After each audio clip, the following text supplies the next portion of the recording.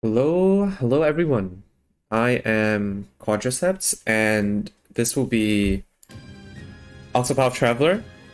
So the category I'm running is called Galdera. This is a full game category, which means that we're going to be completing the whole game and also beating the final super boss.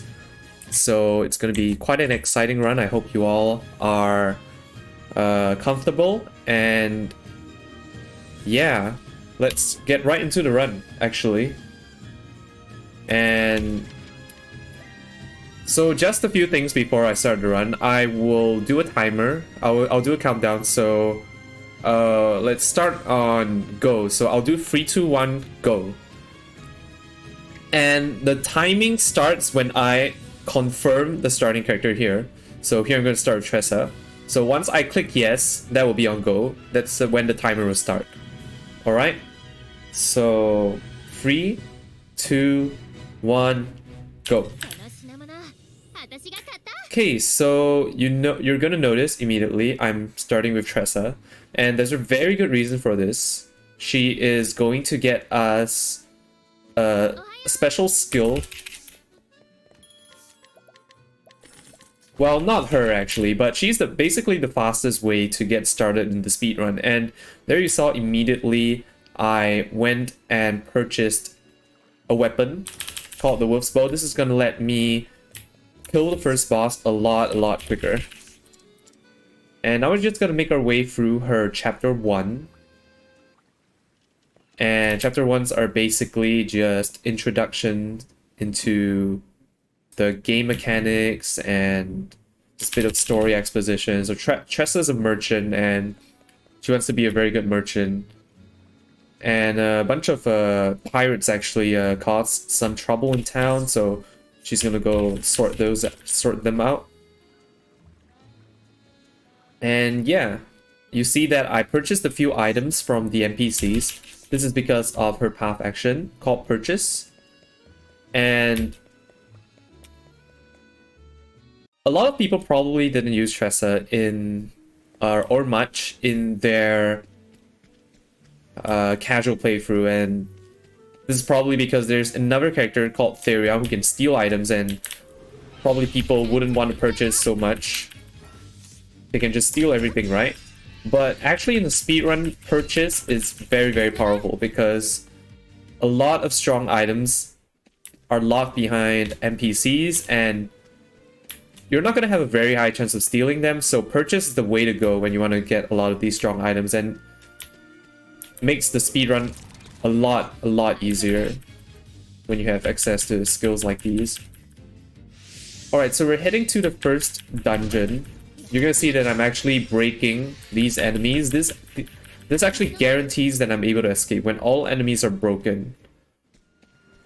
And I'm able to break these enemies by hitting their weaknesses. They all have a certain number of weaknesses and shields. Once they have 0 shields, they become broken and they start to take more damage. They also lose the ability to move for 1 or 2 turns, and then, like I said, you're guaranteed to escape. And another quick thing to note that I walked a bit on the first screen as well. This actually increases the distance you can travel before you get an encounter. So I was able to make it through that first screen with 2 encounters, which is really nice.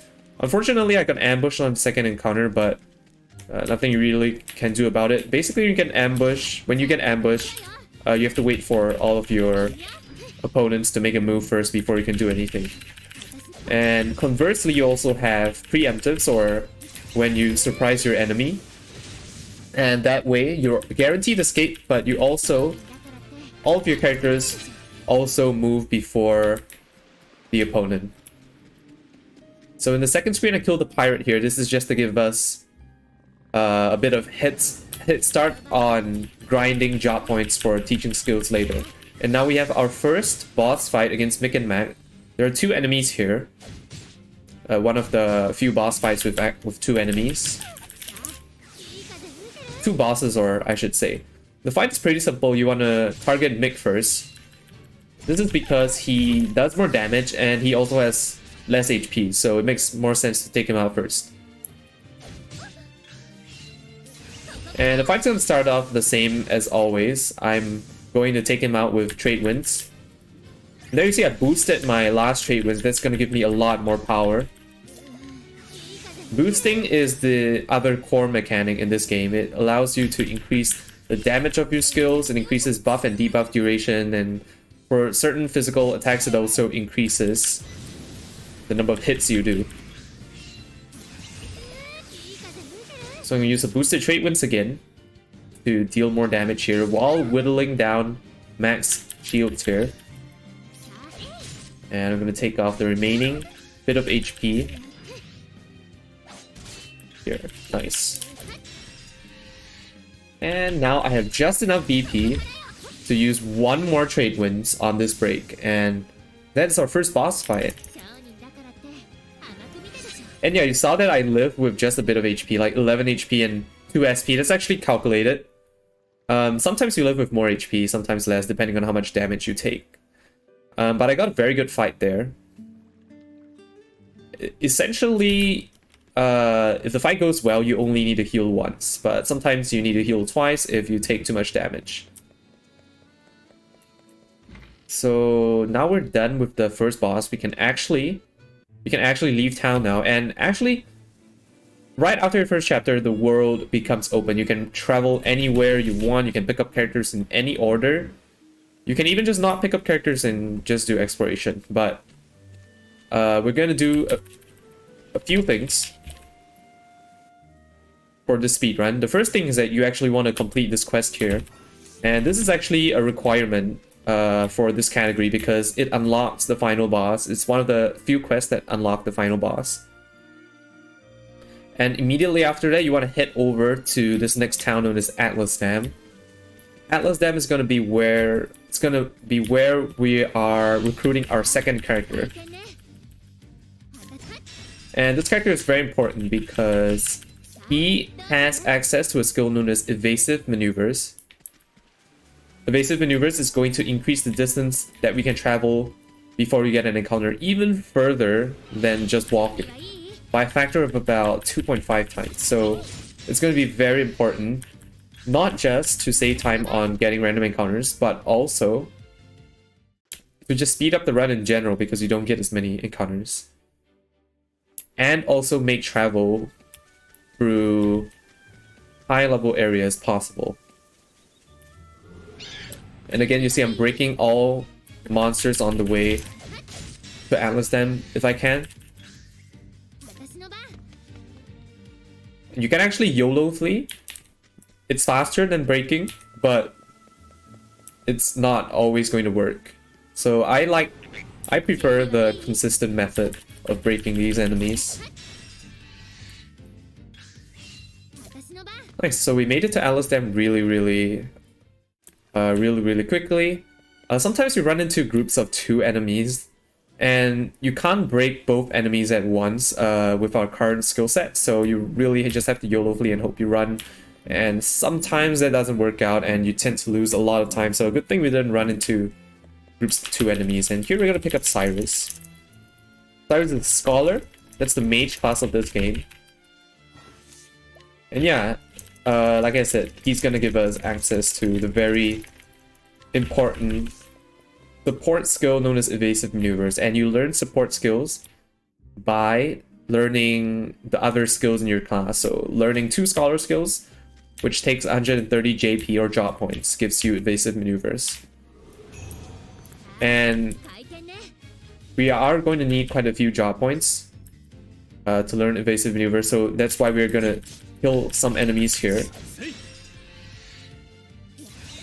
And you get these enemies on the way to the boss anyway, so it's a good time to start farming JP. And that's also why I killed the pirate in Tressa's chapter 1, because right after the second encounter here, it's gonna give me just enough JP to learn my first merchant skill on Tressa.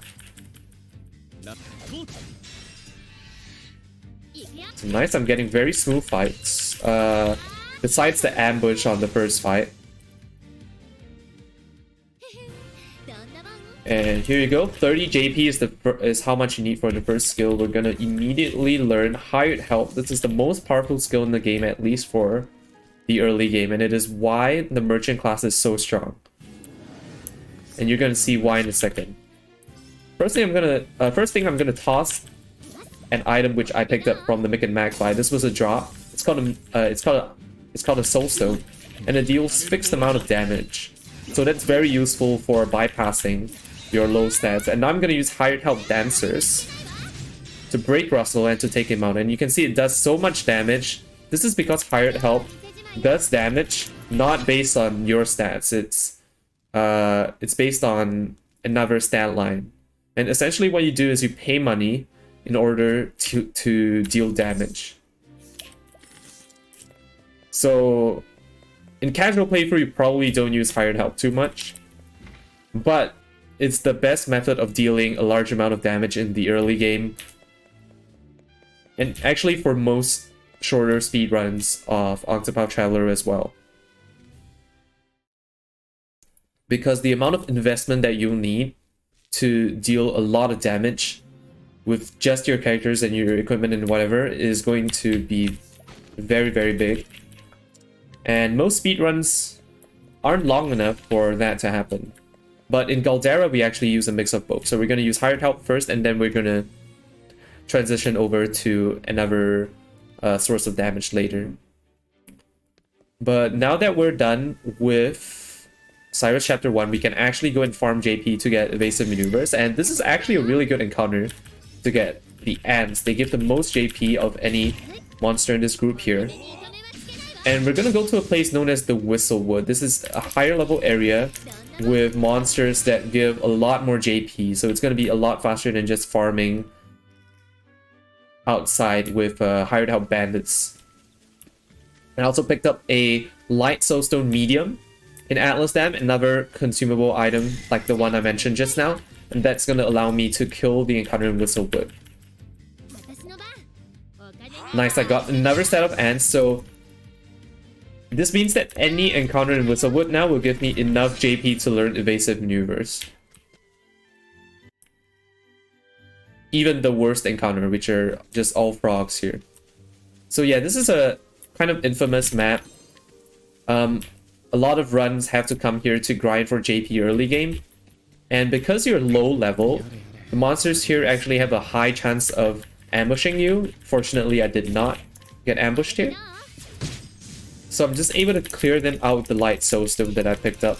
And now I will have enough JP to learn evasive maneuvers.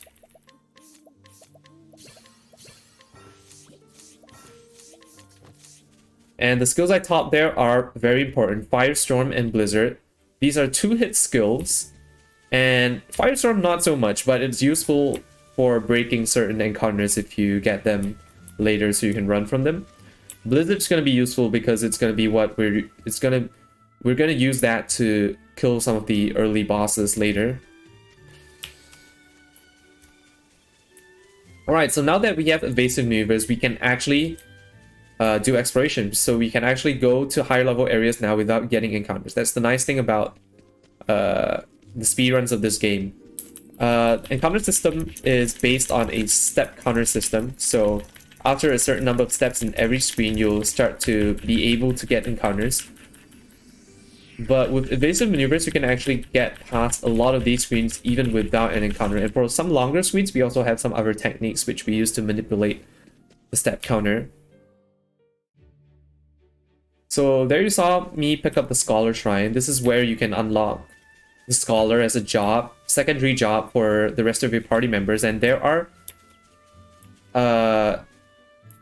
are shrines for every single class in this game, including 4 additional jobs, which we actually will pick up in this run as well. They're guarded by very strong bosses. And we are going to pick up all of them for the speedrun because they're very useful. But that's later into the run. Right now, after getting the Scholar Shrine, I'm going to tag Noble Court. And then I'm going to run over to Flame's Grace. And there's another really nice system in this game, which is the fast travel system. Basically, you can warp back to any town which you've previously visited. And that's very useful because we're going to use that to save a lot of time. And not just that, we can also just go into really dangerous dungeons, get some very strong items and then warp out without having to go out of the dungeon. So we're going to exploit the fast travel system a lot in this run. Now that we tagged Flames Grace, I'm going to go over to Ripple Tide again. And now we're going to do exploration. So we're not going to pick up characters yet because we're not very strong yet. So we're going to go around the world, tag places so we can fast travel back to them later. And we're also going to pick up other shrines. We're going to pick up lots of money and also soul stones. And this is one encounter which Firestorm is nice for. Like both of these birds are weak to fire. That allows me to just run. And you can imagine if you fail running from larger groups like these, it's going to cost a lot more time because not only do you have to try again on the next turn, you also have to wait for every one of your party members and every one of the your enemies to take a turn before you get to try again. Well, in your case, you actually lose your turn. So all your characters will be unable to move while you have to take damage from the opposing side before you can try again. So I'm gonna be trying to break or even kill some of these encounters just to guarantee that I'm able to get out of the encounter as quickly as possible without having to risk the YOLO flee. So I'm gonna tag Cobblestone because basically right after I'm done with this stretch of exploration, I'm gonna want to warp back here and attack Cobblestone so I can warp back there instead of having to go from Ripple Tide again. And now we're gonna go to the Warrior Shrine. The Warrior is actually a very, very important class. Has some of the most important, well, not some of, has one of the most important support skills in this game.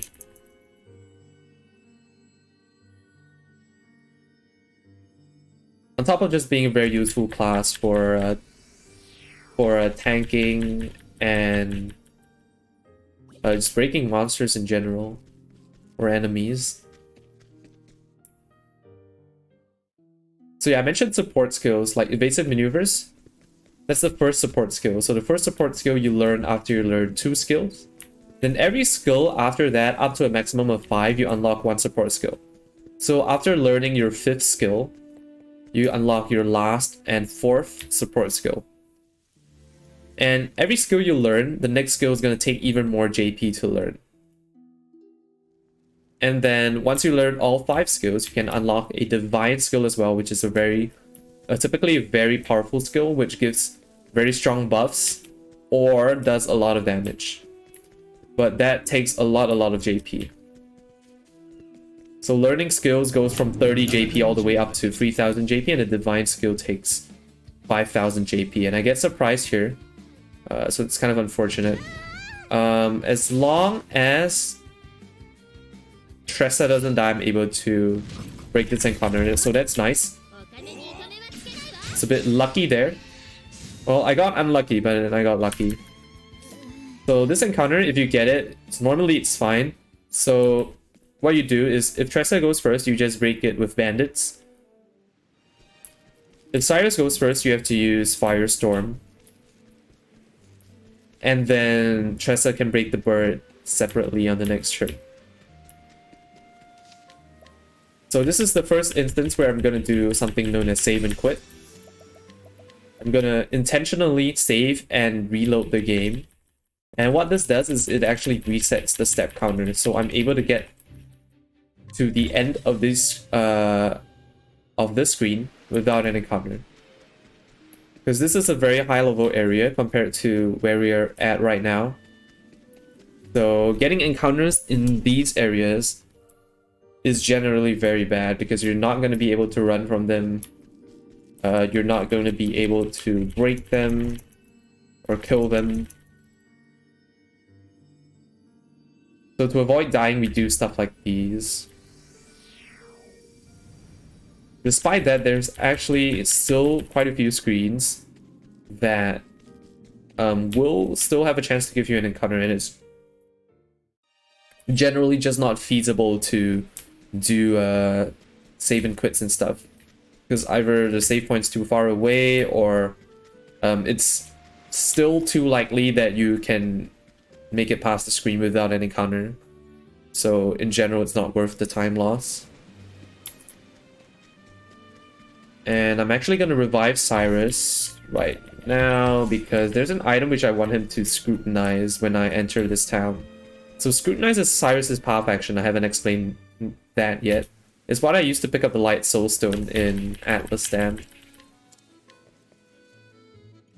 And scrutinize is very important. Not only does it allow us to... not only does it give us extra items like the soulstones, it can also be used to get information that you can use to complete quests.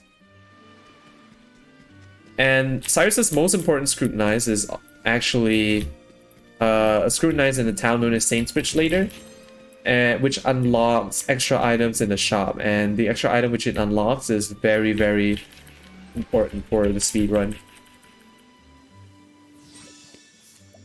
I'm gonna do another save and quit. This is, if you notice at the bottom right hand side of the screen before you enter every screen, it shows you the danger level.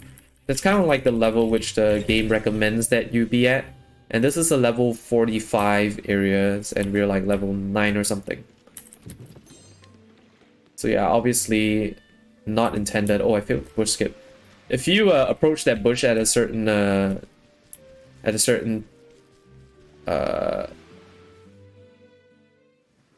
in a certain way, you can actually skip over it. But yeah, now we are here in Grandport, we can actually do some shopping. So I purchased the Adamantine shield there. That's one of the best shields in the game, which gives a lot of defense, and we're actually going to use that in the entire run. And we can purchase some nuts here. These increase your stats permanently, so it's very useful and very important for certain setups to get more damage, ensure we kill bosses, and also to ensure we live a lot of very dangerous attacks. I purchased some pomegranates here. That's going to replenish BP instantly instead of having to wait at the end of every turn to generate BP naturally. One thing I also didn't mention about BP is that you don't generate boost points at the end of turns which you already used them. So it just makes generating them even harder because you want to be boosting as much as possible to deal damage and to break bosses. Right, now that we're done with Grandport, like I said, we're back in Cobblestone. I'm going to purchase this Curious Bloom here. That's going to be a very useful item which I can use later with another character. And now we can do more exploration and attack some more towns.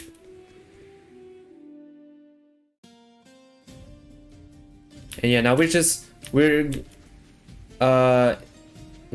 going to head to Boulder Fall now, but along the way we're just going to stop by a few more towns and run some errands because Boulder Fall is still quite a long distance away. And in between Boulder Fall and Cobblestone, there are actually some stuff you need to do as well. Or not some stuff, it's basically... there are towns where there's stuff to do. So you just do them while you're there before going to Boulder Fall. Not Sunshade. We just hack Sunshade because it's along the way. And similarly for Clearbrook here. I'm gonna just tag Clearbrook. Then we're gonna head over to Quarry Quest. So this is Tressa's and Cyrus's actually. Chapter 2 town.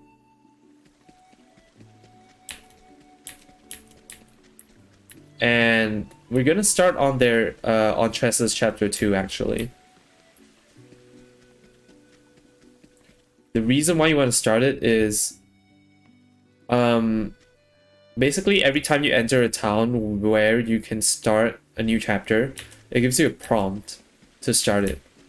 If you say no, you have to go all the way to the tavern to start it again.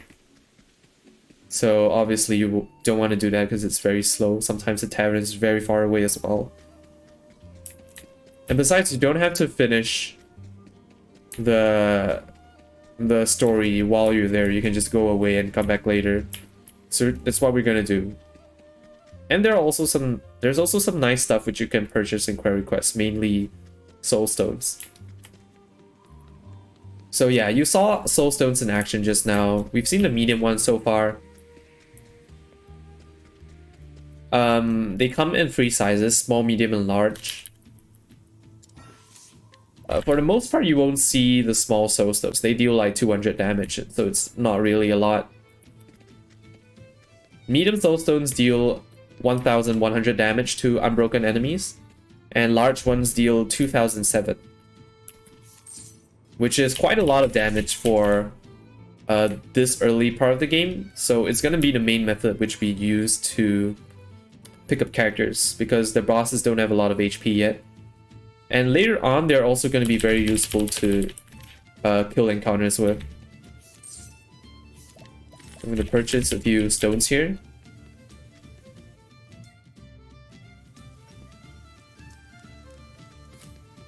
And another Curious Bloom here.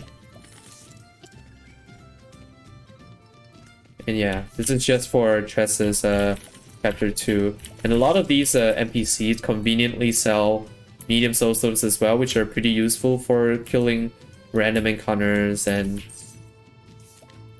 also just to deal extra damage to some of the early bosses where large soul stone isn't necessary. And now you're gonna see me do something quite peculiar. I'm gonna warp over to Stoneguard, which I tagged earlier.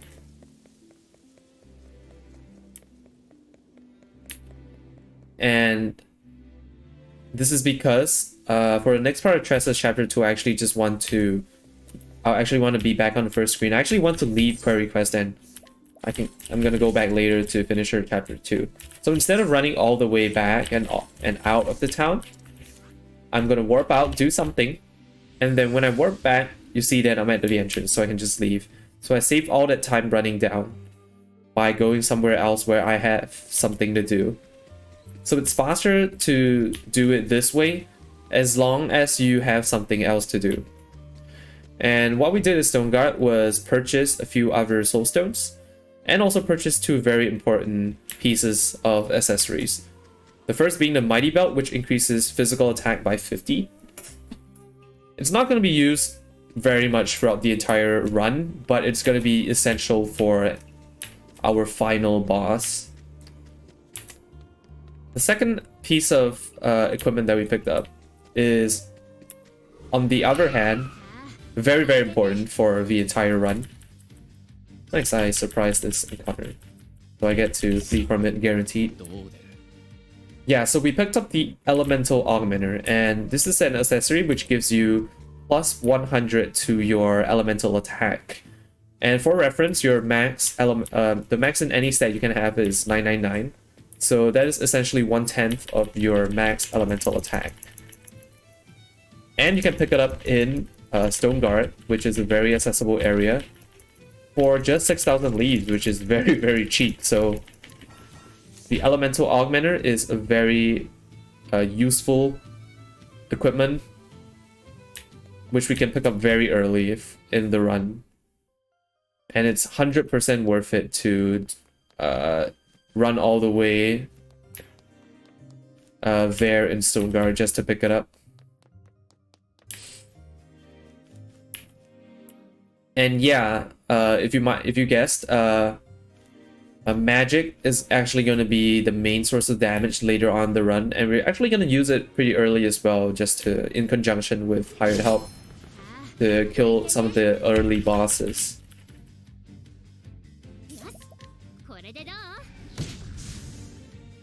So here I killed the encounter with a soulstone.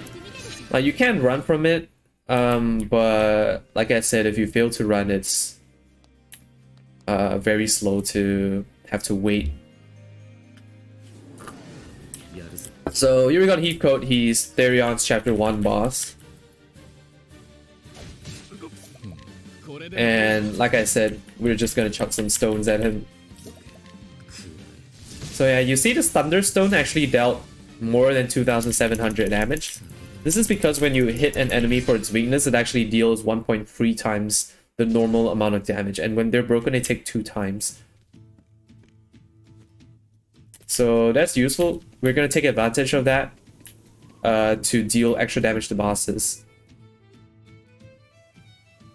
So that we can get more value out of our soul stones, basically. And yeah, Therion's now that we have Therion, he's kind of the counterpart to Tressa. So while Tressa's able to purchase items from NPCs, Therion's gonna be able to steal them. The main difference is that Tressa's purchase is always guaranteed as long as you have enough money, whereas Therion's steal is gated behind percentages. So the stronger or more valuable an item is, the harder it is to steal. And this is based off Therion's level.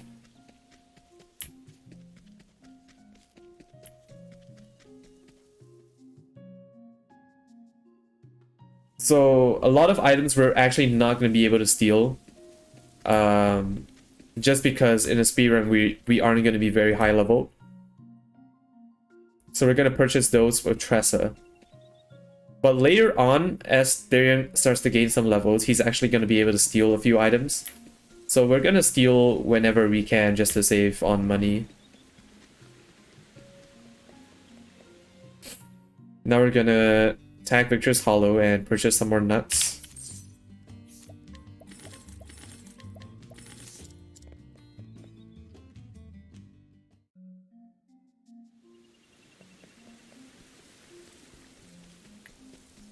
And now I can go to the Hunter Shrine.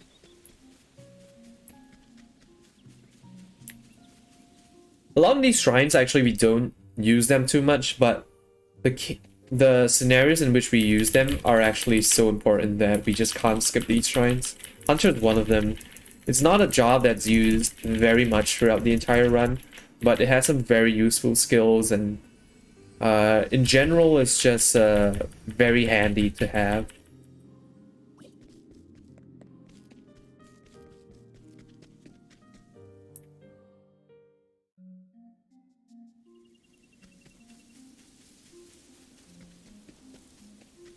And so far we haven't gotten any fatal random encounters, which is nice.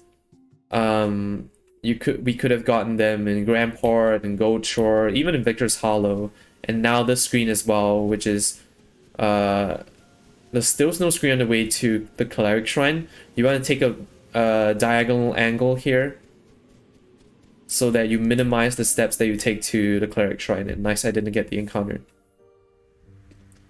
If you're unlucky, you can get the encounter here, but fortunately for us, we actually have a spare Thunder L stone that we can use to kill the encounter if we get it. But there's also a good chance that we get ambushed anyway and we just die. So it's better to, obviously better to just skip the encounter instead of worrying about whether we get ambushed or not and can kill it.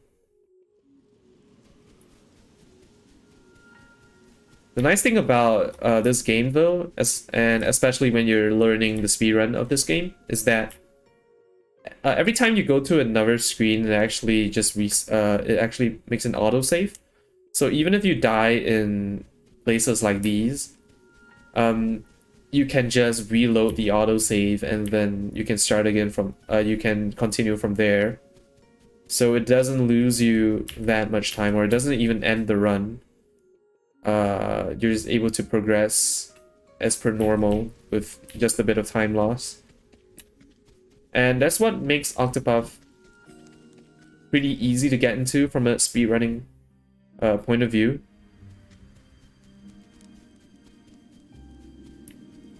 And it's one of the nice things about speedrunning this game, in my opinion. And here's our first purple chest. So there's a very good reason why we want to pick up Therion. And that's because there are certain chests in this game that only he can unlock, which are the purple chests. And it just so happens that a lot of these chests contain very good items and a lot of money.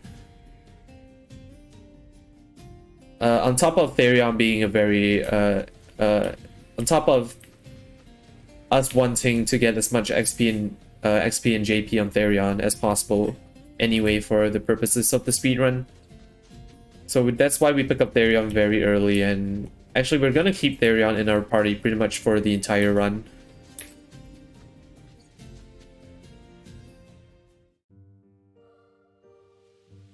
So here I'm gonna pick up the Dancer Shrine. The Dancer class is a class that's focused on buffs. The Thief class is kind of based on, well, debuffs and also just stealing. Dancer class is based on buffs, and this is actually going to be very important because later on when we're going to start to focus on magic as our damage source, we're going to want to land a lot of buffs on them, on our characters.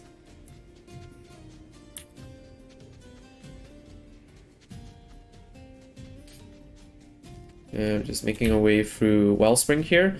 Here you see me intentionally reset my step counter on this screen so I can go to Wellspring safely.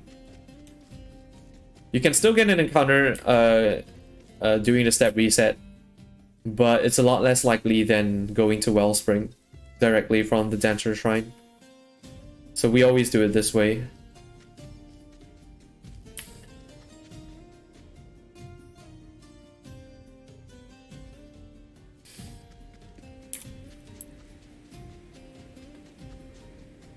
And yeah, now's probably a good time to explain our party setup. You actually cannot remove characters from the character that you started with from your party until you finish their story. So there's another route which uses Cyrus as, which starts with Cyrus. This is because in that route we use Cyrus as the main character or the main damage dealer in the entire run, so you don't have to take him out of your party. But the route I'm using actually doesn't use Cyrus, so that's why we can't start with Cyrus. Otherwise we can't remove him from the party, and we only finish Cyrus's chapter 4 at the end of the run because of the nature of his final boss.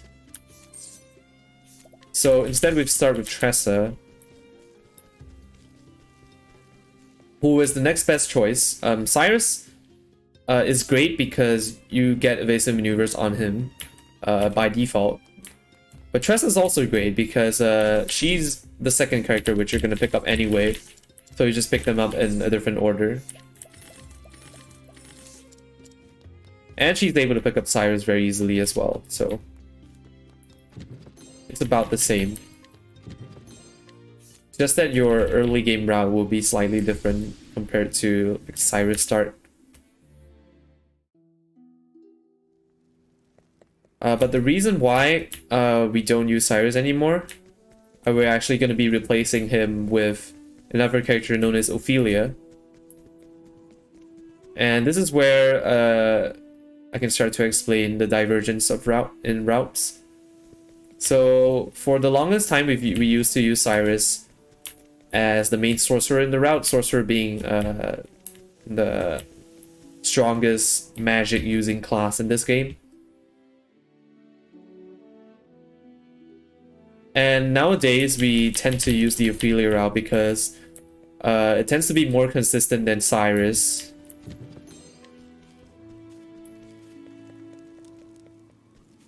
On top of that, Cyrus has a talent known as Study Foe, where every time you enter a new battle, it actually reviews weaknesses of the enemy, which is a very nice mechanic for a casual playthrough, but since we're speedrunners, we know all of the weaknesses anyway. And then Study Foe actually loses you like 2 seconds per battle, so over the course of the entire run, it actually loses you like a couple of minutes.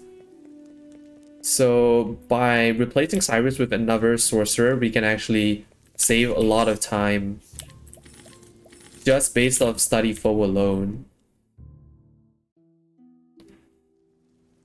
On top of that, there are also some late game allures with the Cyrus route that are pretty inconsistent. So with Ophelia, you actually mitigate that, because Ophelia is going to have a guaranteed chance of guiding these NPCs, which I'll explain later what that is. Guide and allure.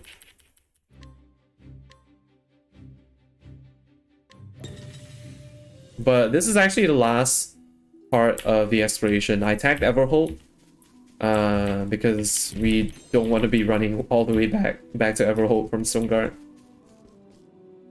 And I purchased the Stork Rope there, which is a very expensive piece of equipment, but is the best body armor in this game when it comes to elemental attack. And also on top of that, giving you a lot of defense. And this is Everholt Tunnels. It's a very long screen and kind of dangerous as well. What you're seeing me doing is I'm going to the end there where there is an optional boss. And the game will ask me if I want to fight the optional boss. Obviously, we're not going to do that. But actually resets the step counters, so we can make use of that and go there in between picking up all of these very nice items. I picked up some money and now I'm picking up the knowledge staff. And then the last item which I'm going to pick up is the depth cleaver. And these are all very important to pick up. The knowledge staff is the strongest staff that you can you get access to from the overworld without like having to purchase items that are locked behind completing characters, chapters, and everything. So the knowledge staff is the best staff you can get for this part of the game. And then the depth cleaver is a very useful piece of equipment. It's a very powerful axe that gives a lot of attack. And we're also going to be using it for a certain strat on the final boss.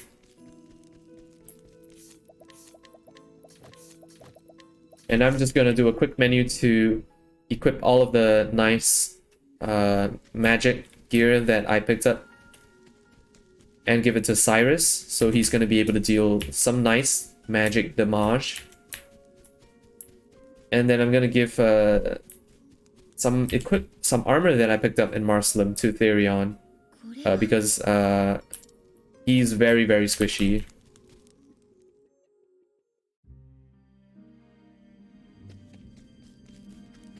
So yeah, I forgot to mention some of the equipment that we picked up. So the adamantine hat, which I picked up from Maw of the Ice Dragon, that's the best hat in the game, period. Not only does it give you a ton of bulk, but it also gives you 88 elemental attack, which is almost as much as an elemental augmenter. And you can get multiple of those in the game, and that one's just very easy to get.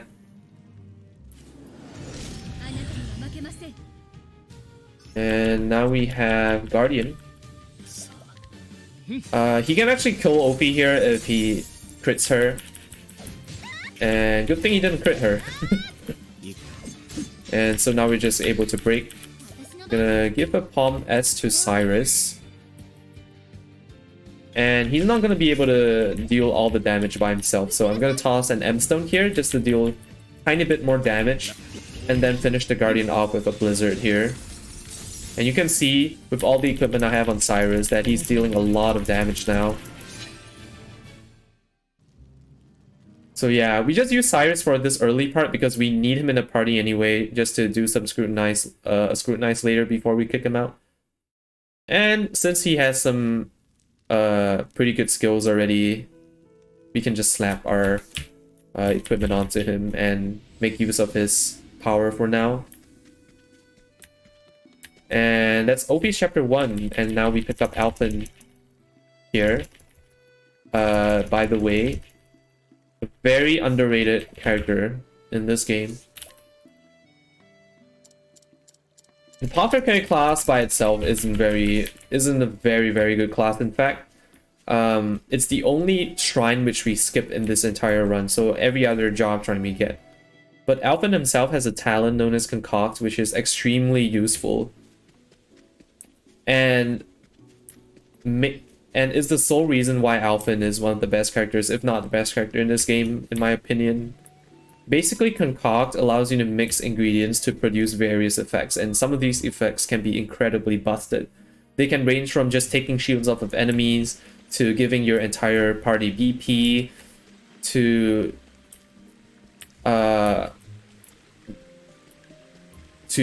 protecting from status, and a lot of very cool stuff. So that's why Alphen is so good, and we're actually going to use him. He's not going to be in a party for like half the speedrun, but we essentially try to use him for as long as we can. And here I got an okay fight. If you get a god fight, like basically this Viper doesn't even get a turn. But this is not too bad of a fight. The slowest fight is if like 2 characters go after him. Or you have to take 2 turns after him. Then that way you get like 1 tick of poison, which loses you like 1 second.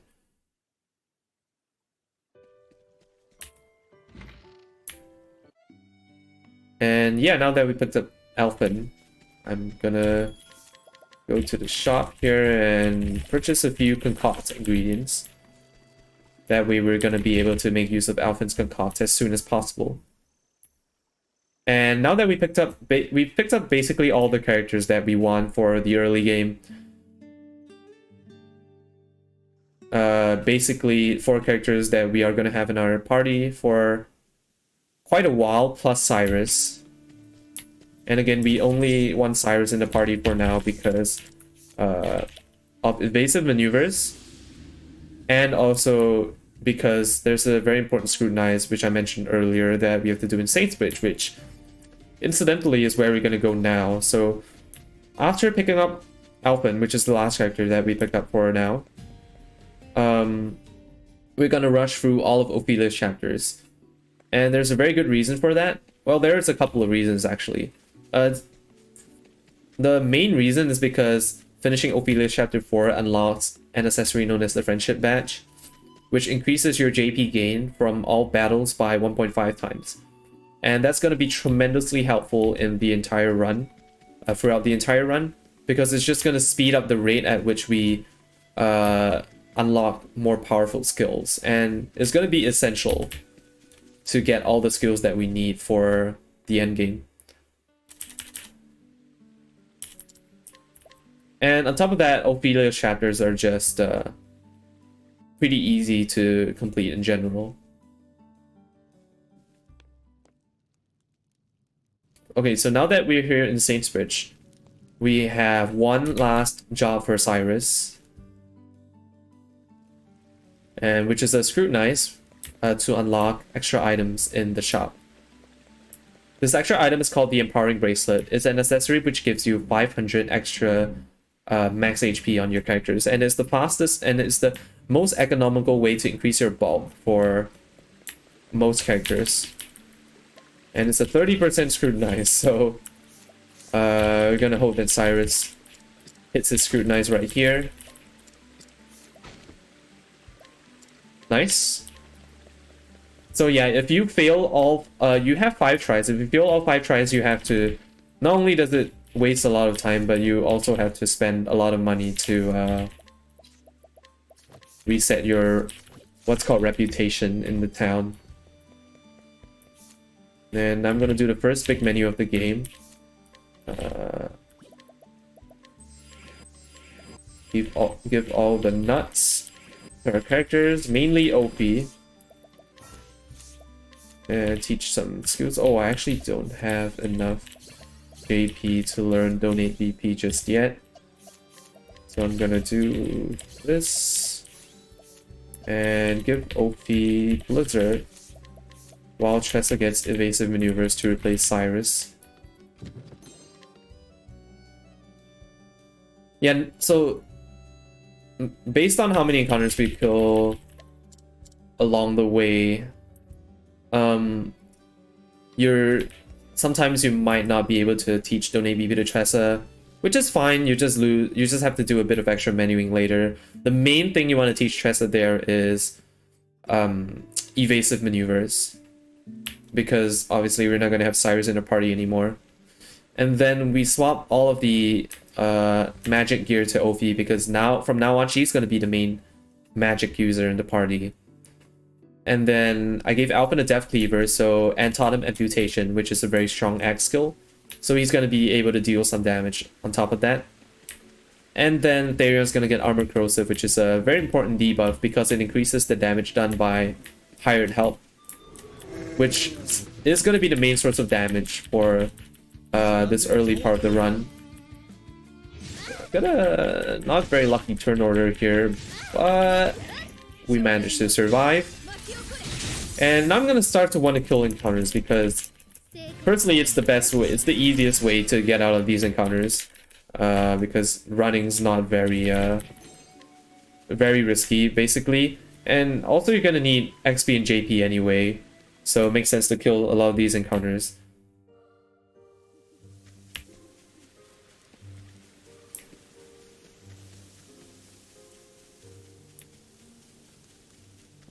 One of the very important skills to run this category at a high level is to know which encounters you can take and which ones you can skip. But for the most part, for this part of the game, most of the encounters we will take. This is actually a really, really good encounter. It's the best encounter which you can get in this screen, which gives the most JP and XP. So that's very nice because every bit of extra JP and XP actually matters and will add up for later, and potentially we can do some skips later. We can skip some more encounters later, so that's why I mentioned being able to discern which encounters you can skip. And now we have our first Ophelia's chapter 2 boss against this doggo here, and first turn he just gets angry and does nothing, so we're just gonna break him and kill him. And Armor Corrosive. This increases hired help damage by 1.5 times. It's all physical damage actually, so this includes Alpin's Amputation here. And you can see it does quite a bit of damage thanks to the Death Cleaver, and OP also does some nice damage there.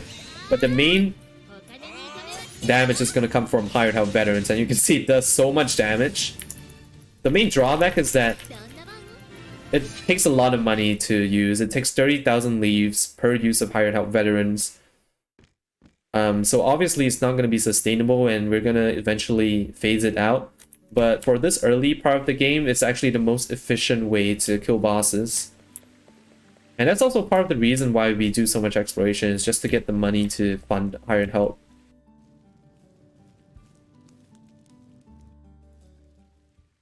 So yeah, now that we're done with Ophelia's Chapter 2, now we can actually purchase those empowering bracelets which I mentioned.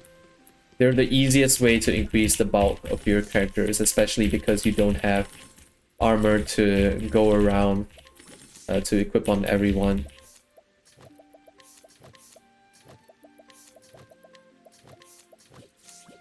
So we're gonna do another big menu. Lightning Blast to Ophi, Spearhead, and 1,000 Spears to Alpha. And I'm gonna teach Donate BP and Heart Help, Shackle Foe, and then 2 Dancer skills to Therion here. Oops.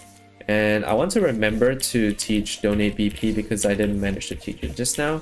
And then I teach Leg Hold and Arrow String to Tressa. And put some support skills right here. And now I can go over to Gold Shore for Ophelia's Chapter 3.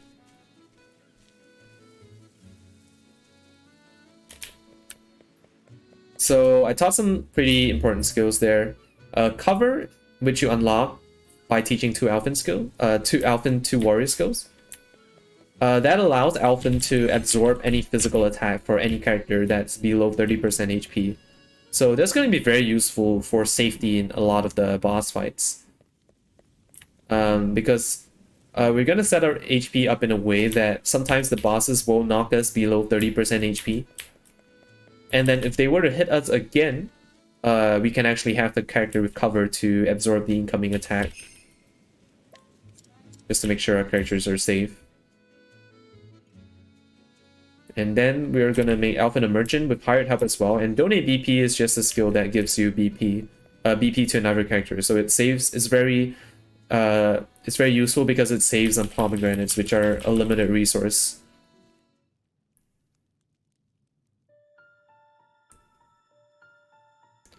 So this is another instance where I'm going to warp somewhere else where I have something to do. Because the next part of OV's Chapter 3, I'm going to have to run all the way back to the first screen, out of the church, and back one more screen.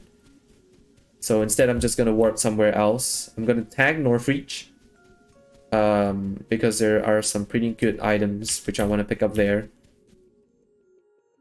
And then I'm going to warp back to Goldshore later. And along the way, I'm actually going to intentionally run into this encounter here. Even though it's a high-level area, it's actually a very easy encounter to kill because they have one weakness and they only have 2 shields. And since they're weak to axe, we can just use bandits to break them. And I got caught by surprise here, which is kind of unfortunate. But right now, we do have quite a bit of bulk on our characters, and okay, that's good. Peacock Strut. Actually made a bit of a mistake here. I shouldn't have defended with OP. I should have used OP to revive Tressa here, just so she gets the extra... just so she gets the XP from this encounter as well. But it's fine. I can make do with a bit less XP and JP on Tressa. I'm gonna have to remember to revive her here.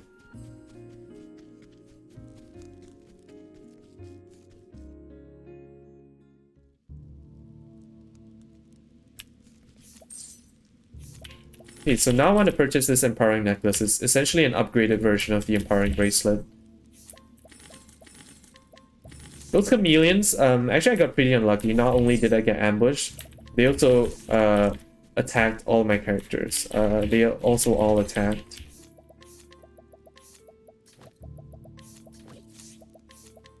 A quick menu. Oh yeah.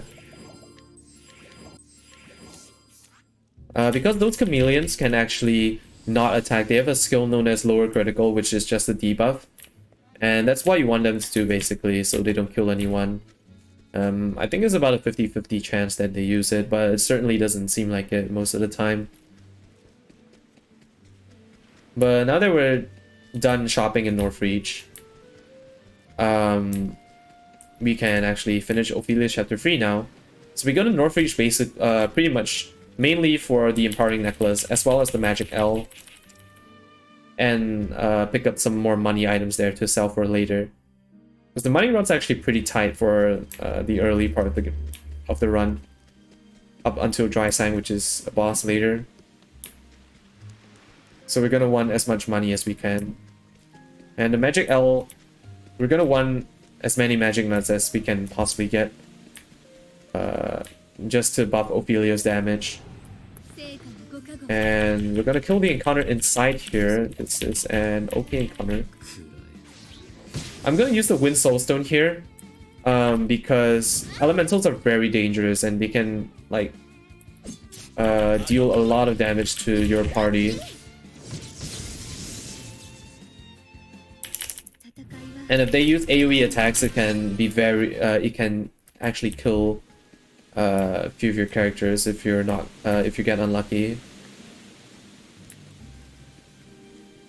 So yeah, you do have a few spare soulstones. You do have to make sure you have enough for later, because there are some fights which you're going to exclusively use soulstones for. So you're going to want to keep track of those. But spare soulstones you can always just use to speed up encounters like those. Okay, so this fight's pretty simple. You want to take turns breaking them. Apply armor corrosive to both of them. And then use one set of vets at the end. Typically for Chapter 3 bosses, you need like 2 sets of vets. But because like there are for this fight, their HP is kind of split in between both of them. So you can actually just use one set of vets to take out both of them.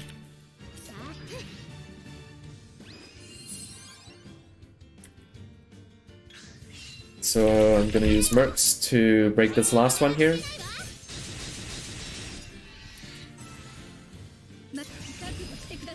Lightning Blast. Because that is not enough to kill both of them. Nice. So actually sometimes the guy at the bottom is a range, but it's very, very unlikely to miss the range. And it really only happens if you're slightly lower leveled, but I think we should be good.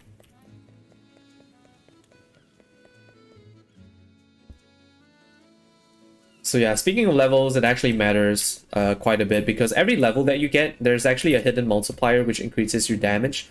So two characters that have the same stats but different levels, the one with higher level will deal more damage.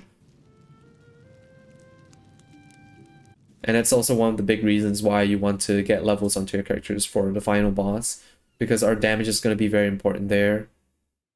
There's certain thresholds of damage which you have to hit. Well, throughout the entire run actually, just to ensure that we kill bosses. So now we're going to do Ophelia Chapter 2, but the closest town to that is Noble Court. So that's also Theria's Chapter 2 town. While we're here, we're also going to run a few errands before we head over to Whisper Mill.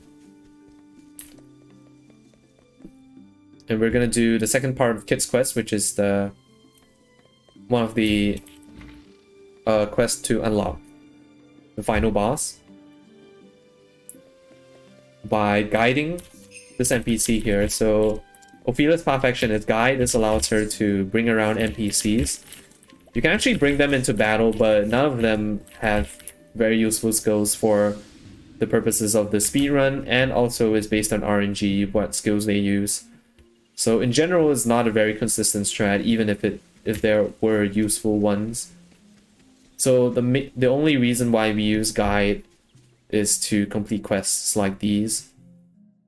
And the counterpart to Ophelia's guide is Primrose's Allure. So Ophelia's guide is locked behind levels, whereas Primrose, you can use it on anyone at any level, but it's like Therian Steel, it's kind of based off chance. And I get caught by surprise by this encounter, which is very unlikely and very unlucky. Don't kill. Oh, nice. Cover actually came into play here.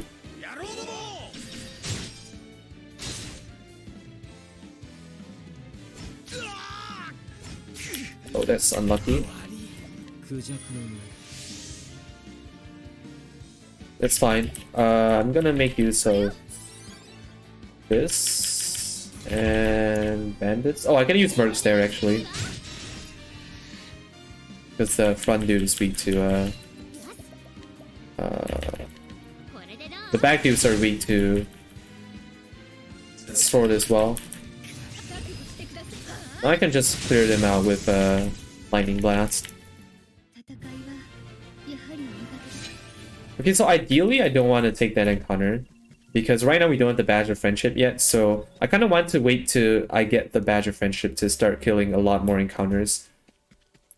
But it's not the end of the world. Basically, I can just skip one encounter later, although I'll be slightly lower on JP compared to if I took the one later. But there are workarounds, and your JP route is for the most part flexible. You just want to have enough to hit certain thresholds, and if you have extra JP, you can skip more encounters later. So I just have to be a bit more mindful of how much JP I have later, but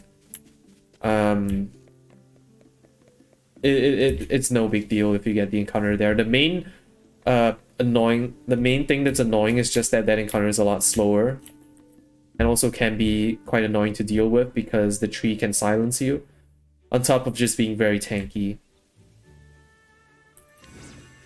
And nice piece of routing here, nice bit of routing here. Actually finishing that quest puts us outside of Noble Court, so we can just go to Whisper Mill from there. It's a nice detail I like about the route. And this is a screen that's similar to the Northreach screen. You're always going to get 2 Drakes here. And nice we didn't get an early encounter, because sometimes you can get 2 encounters on this screen if you get very unlucky.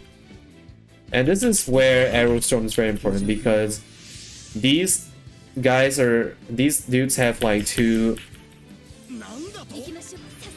shields and they're both weak to spears and bows. So Arrow Storm is going to be able to break both of them. It deals a minimum of 3 bow hits to every enemy on the field. And then from there we just buff up OP, give her BP, and then kill this encounter. Like you can see that basically a lot of these screens are too long, and since I need to kill encounters anyway, I can just take the encounters on screens like these. So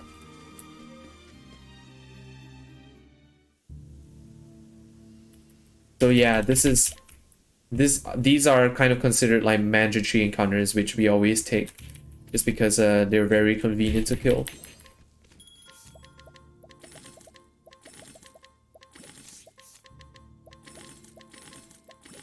Alright, my money is looking pretty average so far. We're on a standard money route, so not too high or not too low either.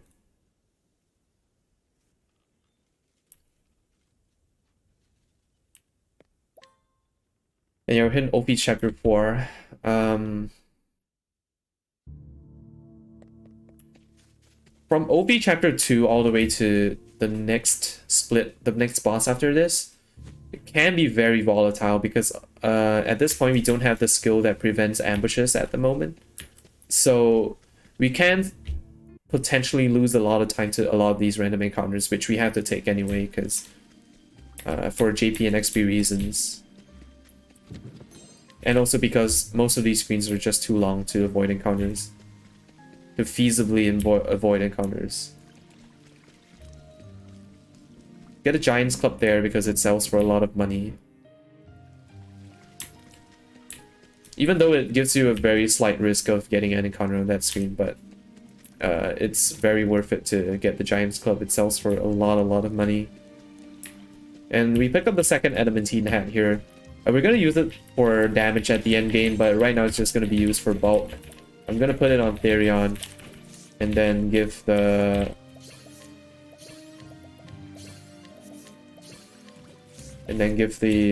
circlet to Tressa. I'm going to do a bit of menuing here, teach a few skills. And this is an okay encounter actually. This is the fastest encounter here basically. I'm just going to use a stone to clear out the elementals. And then I'm gonna be able to kill the bats here with Lightning Blast. This is the best encounter here if you don't get ambushed. If you get ambushed, it's one of the worst because the elementals can kill your party.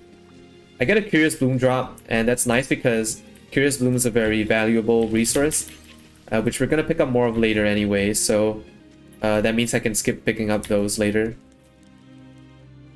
Alright, so before you fight Matthias, he sicks some of his minions on you. And they're pretty simple, so you just don't want them to throw stones at you. It's that can deal a lot of damage, but we're good. And yeah, just break them with your merchant, and then you can kill them with Ophelia. And you can see how hired health is so useful, not just for dealing damage, but also for breaking a lot of enemies.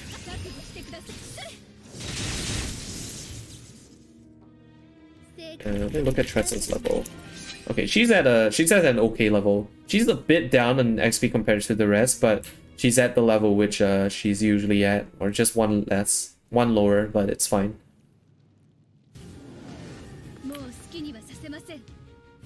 So there's actually a slight risk of Tressa dying with the because I chose not to give her the warrior job, which would give her more HP. Okay, what's gonna happen here? Is he gonna double tap Tressa? Nope. It's fine. So this fight is pretty much free now.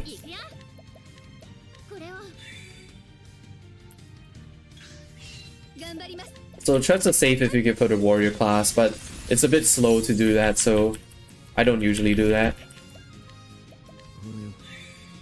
And it's not that likely for her to die to Matthias anyway.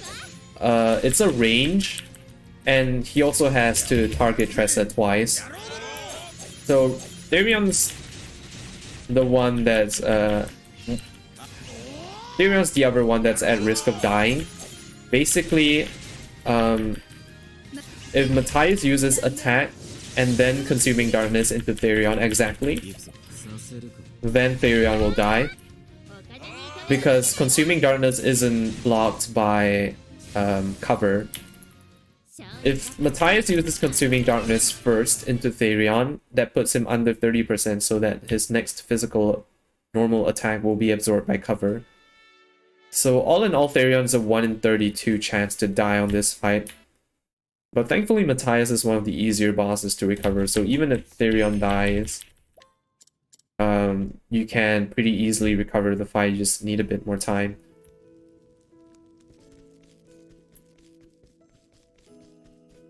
So in that case, since I didn't get the warrior to Tressa, she would be a 1 in 16 chance to be arranged to die to Matthias. And I mean, you can give a warrior, it's just that it takes quite a bit of time to not only give her the warrior class, but it also slows down one of your menus later.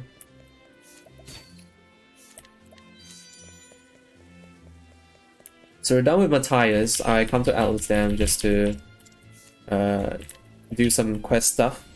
I steal a quest item and then I guide this NPC here, which I will use to complete a quest. And I also steal a very interesting piece of equipment known as the flying helm. So the flying helm is one of the 2 only pieces of hit gear in this game that give you extra critical. So critical obviously increases the chances of you landing a critical hit, but I haven't actually explained what critical hits are in this game or how they work. Essentially, they are a 1.25 times multiplier, so it's just extra damage. But there are 2 things it's based, the chance is based on. So the first thing is your critical stat, and the second thing is an enemy's or your character's speed. So the faster an enemy or your character is, the less likely it is to land a critical hit. So the upcoming boss actually has a lot of speed, even though he's sitting on a chair. So Alphen, which is the person we're gonna equip the flying helm on, doesn't have a guaranteed chance to crit that boss, even with amputation, which has a +100 critical stat modifier. So which basically means that on normal enemies it's always gonna crit. But on certain bosses like this one that have a lot of speed, some runners actually have not crit before. So that's why we pick up the flying helm. Essentially, it guarantees that you crit on the boss. And yeah, damage on the upcoming boss is very tight. So if you miss the crit, you aren't gonna kill the boss. Now we are in Saintsbridge. We are here to pick up the friendship badge. While we're here, we also want to do a quick shop to pick up some status items, more concoct ingredients, and also to sell our money items, which we picked up. Mostly weapons, and got from drops as well. Because this next boss, we are going to need to use a total of 6 hired help veterans, which is 180,000 leaves, so that's a lot of money. So we're gonna need as much money as we can get. And the Saintsbridge, this friendship badge quest, you just need to purchase the River Blossom from that bully over there and give it to this NPC. If you steal it, it's actually 3%, so it's better to just purchase it, and it's only like 400 leaves, interestingly enough. But yeah, now that we have gotten the friendship badge, we can actually go on the next stretch of exploration. And we want to do that because, in that order, because we want the friendship badge for more JP in case we get random encounters along the way. Like this one, which is one of the worst encounters you can get, because you don't have the friendship badge yet.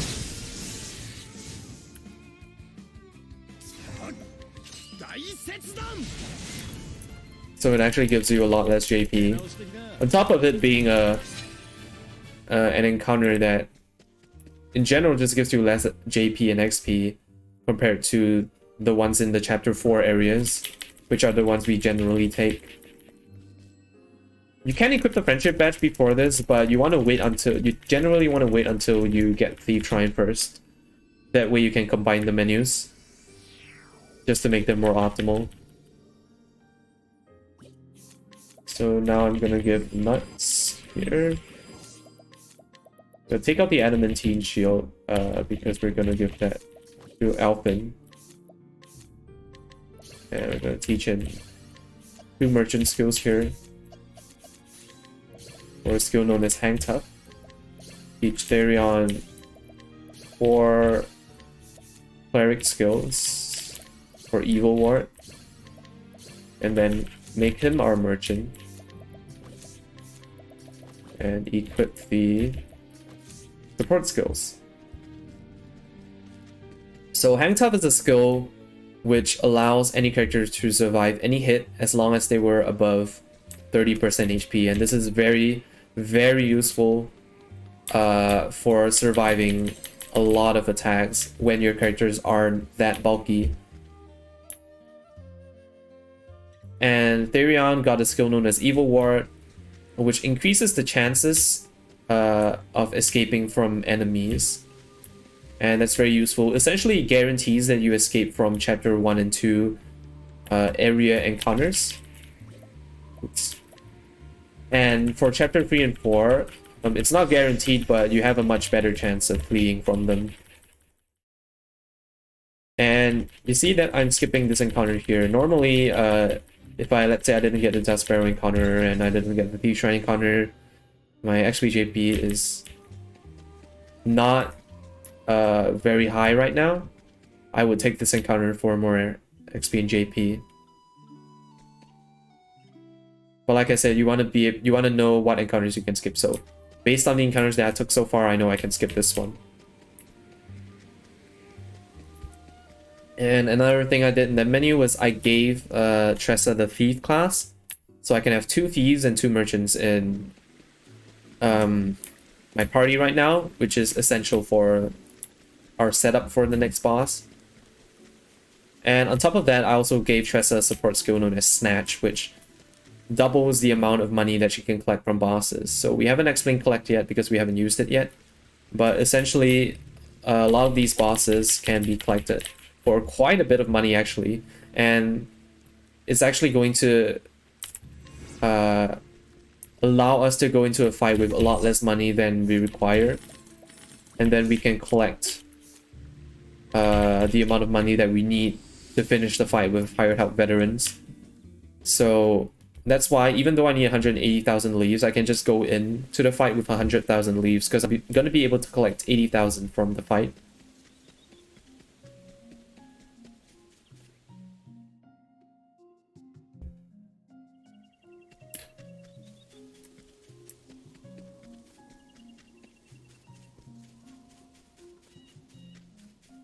So I chose to go from Victor's Hollow because it's lower chance of getting an encounter on the way to the Archmage Shrine here. Nice, I skipped it. Let's say you skip encounters before this, or you manage to skip the Orwell encounter. Then you can go from Dust Barrel as well to force an encounter. So here, you want to take the encounter here and you want to pick up some money anyway. If you get unlucky, you can get a Revenant here, which is a very bulky enemy that is generally not worth killing. So nice, this is an okay group. One of the slower ones, but not a big deal. As long as we build. Ouch, that's very unfortunate. Let's see what we've got here. I'm just gonna wait until the next turn.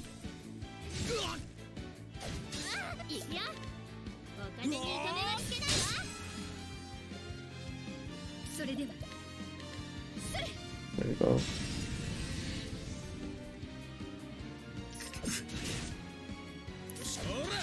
Yeah, this is I was a bit unlucky. Therion got double targeted, so I have to make this a very slow fight.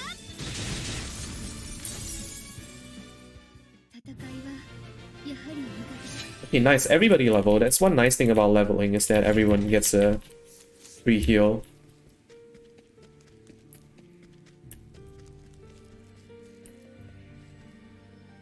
And yeah, again, you want to kill that encounter just for the XP and JP. And now we can fight our first secret boss of this run, Dreisang. This is the boss that that unlocks the sorcerer class. And you'll see why later it's so important to get the sorcerer early. Essentially, you want to do this fight with 6 vets, and you want to, in between, you want to make sure you get a lot of BP to your merchants. You want to set up Armor Corrosive on the first turn, and this will last the entire fight. And fortunately, he's reached his spear, so you can use Spearhead plus 1000 spears to break him very efficiently. And now you want to use lots of vets. If Therion gets hit, you have to heal him, and that can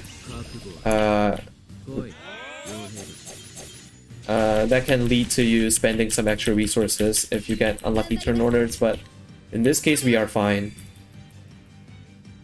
I'm gonna use the concoct here because I have extra essence of pomegranates. You only need 1 for this fight, but if you get extra from drops, then you can use those to save palm ends. And I'm gonna toss a stone with Tressa. Oh, I got a nice endless items proc here. I haven't actually mentioned endless items. It's you might have seen it a bit. Essentially, every time you use an item, you have a 25% chance to not consume it. So that's very useful when it comes to saving resources. And if you get those on L stones, it's very useful because it means that you have extra L stones to speed up fights. On top of just making sure you have enough L stones for the required fights later. And there I collected a lot of money with Tressa. And that's gonna give me just enough money to finish this fight. And that concoct there, which I use with Alphen, is one of the main reasons why he's so good for this speedrun. It gives 2 BP to your entire party, which is essentially a free palm M to 3 other members of your party. And essentially allows everyone to get in one last big hit, so you can finish this boss fight in 6 turns and with 6 vets. So that's Dreisang. So yeah, nice trivia about the fight. It used to be done a lot differently. It used to be a longer fight and 7-turn fight, and with more vets as well.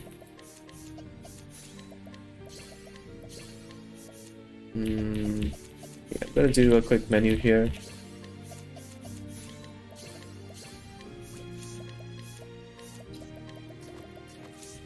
Okay. Yeah, so Dreisang used to be done differently. It used to be a 7-turn, 7 vets fight. And essentially what you had to do is you had to get equipment that decrease wind damage, like wind amulets and tempest amulets, because he's going to be guaranteed to use Ventus Salter, which is the free hit wind skill, on either turn 6 or 7. And essentially what you did was that you have these items on your characters to ensure that you live the spell, so you can break him and then kill him from there. But eventually runners figured out a way to cut the fight down to 6 turns, so you can actually save lots of time by just having a faster fight and also skipping having to pick up all those items. And then eventually we managed to cut out 1 vets from there as well. So nice progression Nice bit of progression on that fight. A lot more optimal now than it used to be. And it's really... it was possible because of actually a collaboration. Well, basically both the Japanese community and the English-speaking community were kind of working on the fight separately, but then eventually combined ideas to make a 6-turn, 6-vet swipe.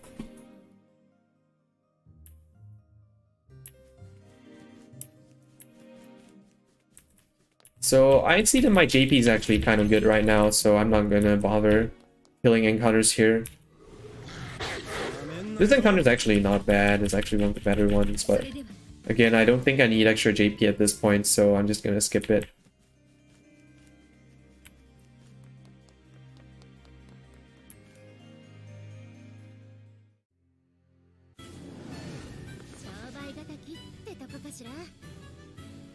Okay, I'm gonna do a slightly different variation to this fight. Normally I would defend with Therion, but I can take advantage of his turn order right now, so I can skip having to defend and just take one shield off of Omar now. So I can break him here and then use Ignis Ardere instead of Glacius Claudaire, which I would normally use to break Omar if he had one shield left.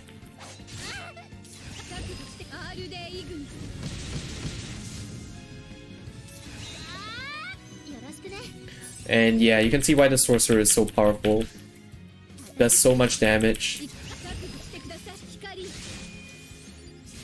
With buffs and it's only gonna get stronger over time. With hired help, your damage is sort of fixed. You always know roughly how much damage it's gonna deal. And on top of that, it costs a lot of money. So with the sorcerer, you can start to cut out your use of veterans. On top of it being much stronger later on. Okay, so normally you would purchase Curious Looms here, but since I have extra, I'm gonna skip this one.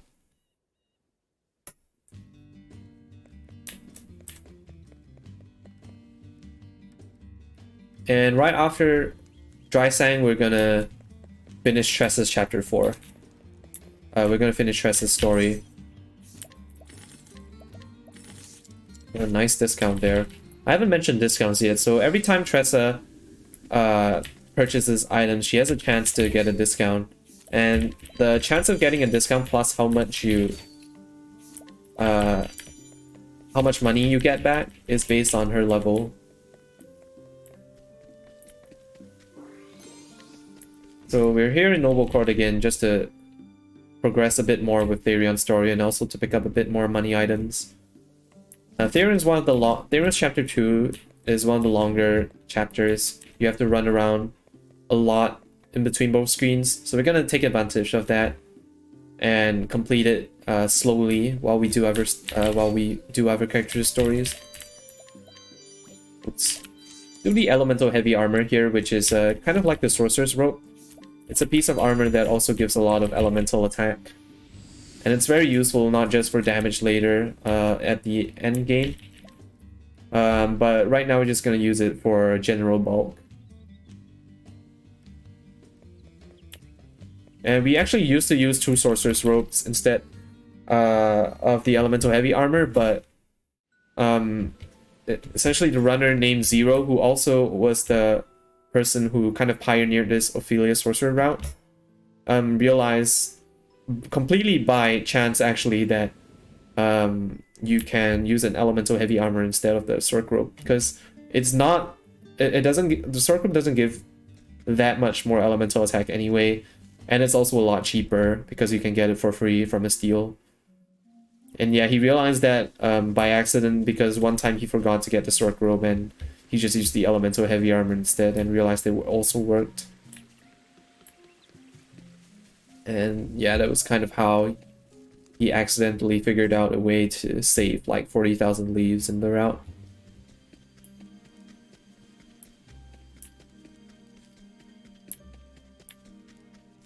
So yeah, this screen's also one that's too long to skip an encounter. And now that we have the sorcerer, it's actually much easier to kill encounters because the sorcerer is going to be able to deal with most encounters by herself. And I am going to use the Wind Soulstone here to take out the elementals, because they have a very slow attack.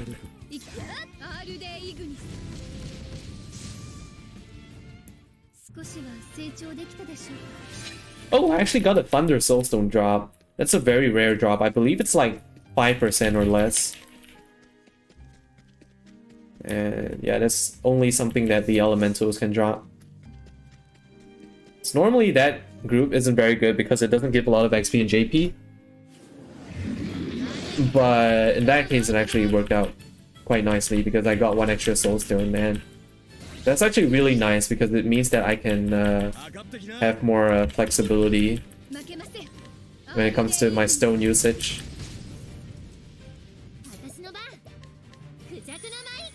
Or just being able to skip picking up stones later.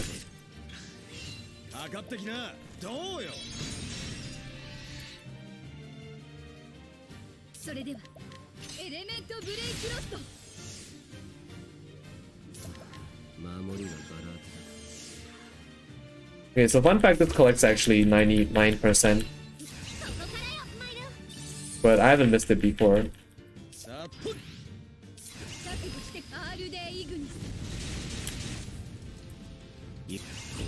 And yeah, you see that a lot of these fights are essentially just applying your buffs onto OP and applying a debuff known as Elemental Break, which is armor corrosive except for magic. And then we use the sword spells. That's gonna be how a lot of the fights go from now on. And essentially eventually we'll be able to cut out the elemental break as well once we get more powerful skills.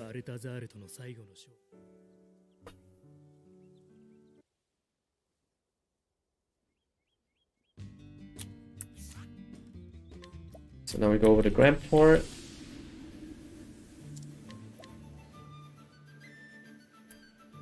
Yeah, and we want to finish Tress's chapter 4 soon because it unlocks some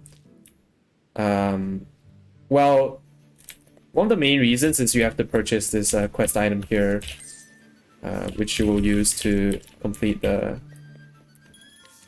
final boss quest. Well, unlock the final boss.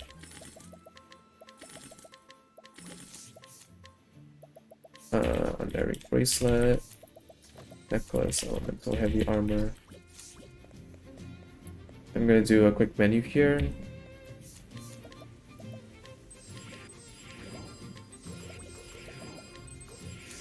Okay, nice.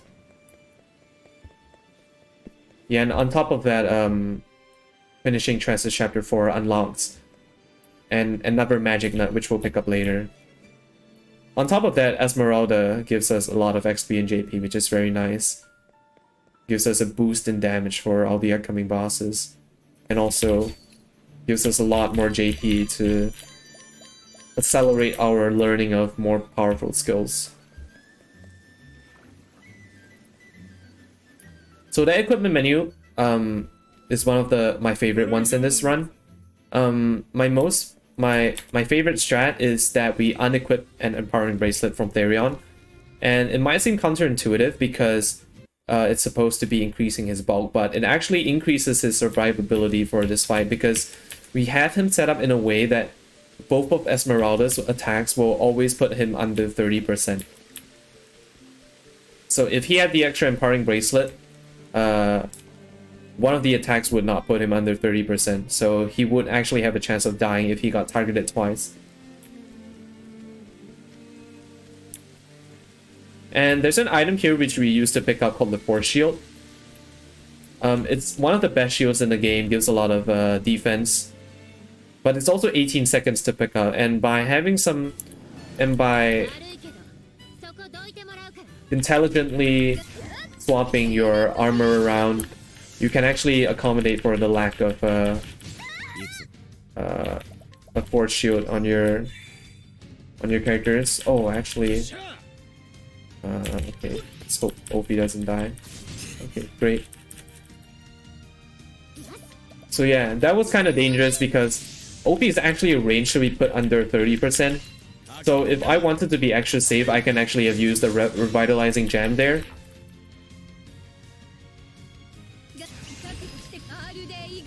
Which would heal her HP as well, on top of giving a lot of replenishing her BP fully. But the revitalizing gem I really want to save because it's going to be very useful for one of the fights later. So luckily I didn't get luckily I didn't die there.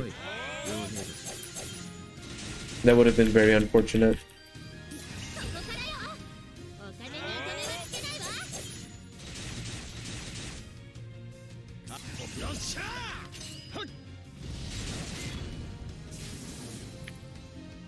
Nice, good fight.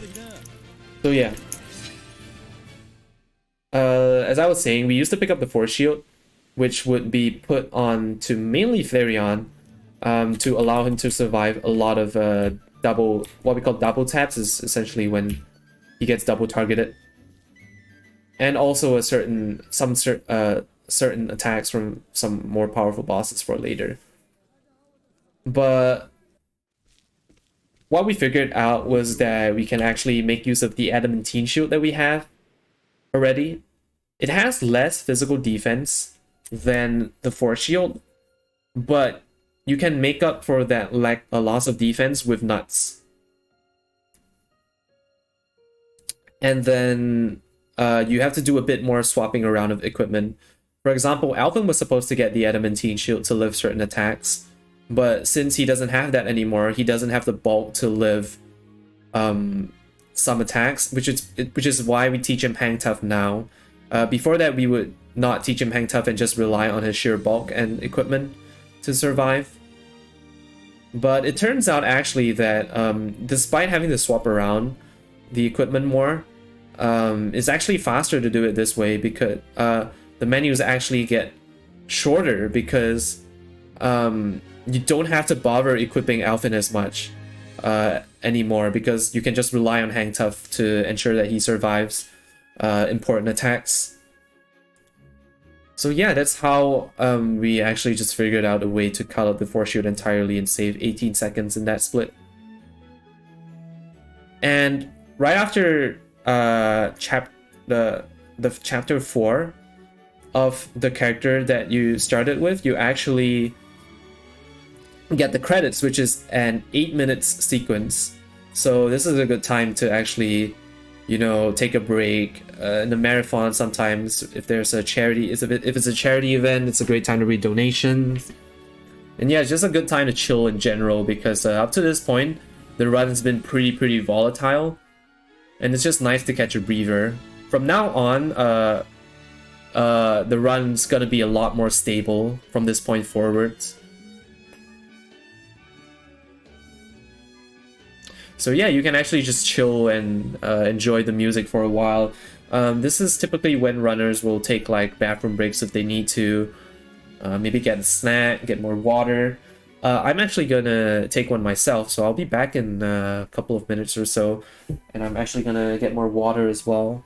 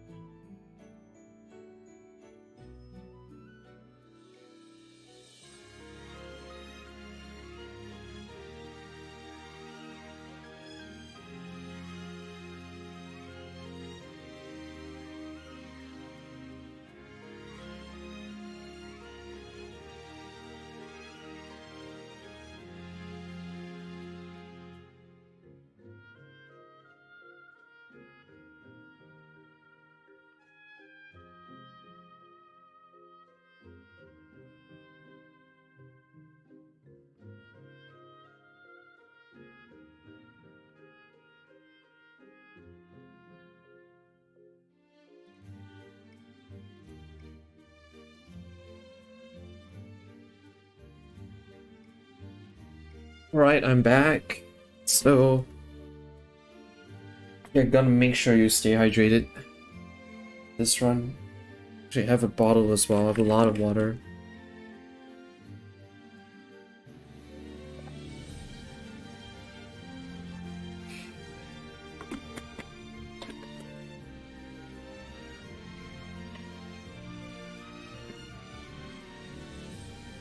The cool thing about the credits is that it shows you the last hit you got on every single boss up to this point. But since we're only like we're not even like halfway through all of the we haven't even killed half of the bosses yet. We actually don't get a lot of that. If you're doing a Cyrus start, since Cyrus's Chapter 4 boss comes at the end, you actually get the credits near the end, and you can actually see most of the bosses that you've killed so far, thus far, which is every boss besides one. So you got a nicer credit sequence there, but it's like 3 hours into the run, so in a way it's a lot nicer that you do the Tressa start. That we can have a bathroom break or the credits right in the middle of the run.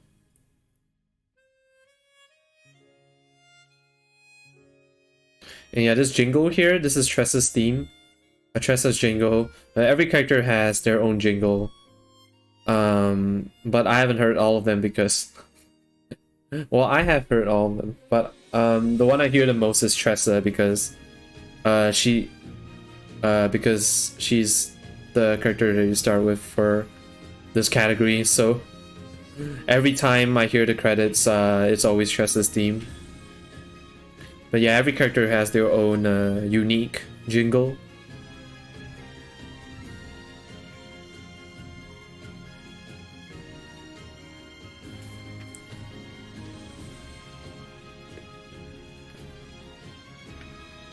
Alright.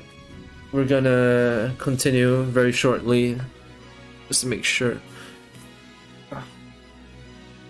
Make sure you're stretching and getting water. Make sure you're ready for this next part.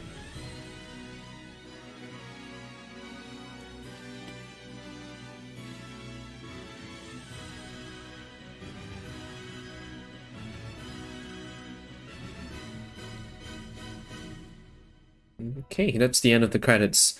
So it's not GG yet, because our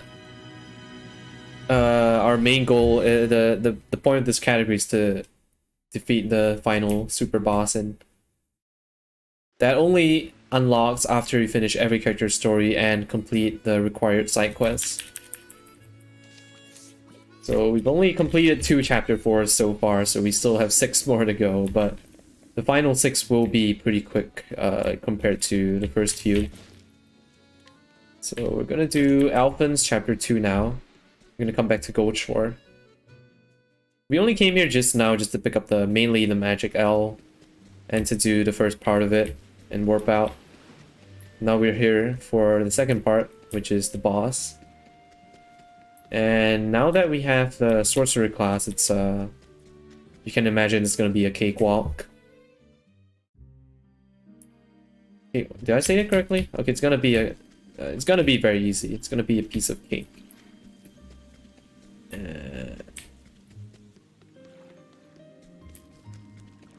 Something annoying about this map is that this screen is that it's kind of hard to see where you're supposed to turn.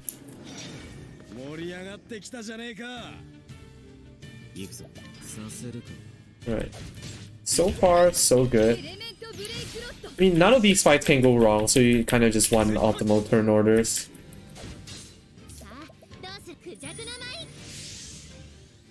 And so far, turn 2 is looking good. And this is, yep, I see a OP first on turn 3, that's the perfect turn order. So, yep, we got a very good fight here.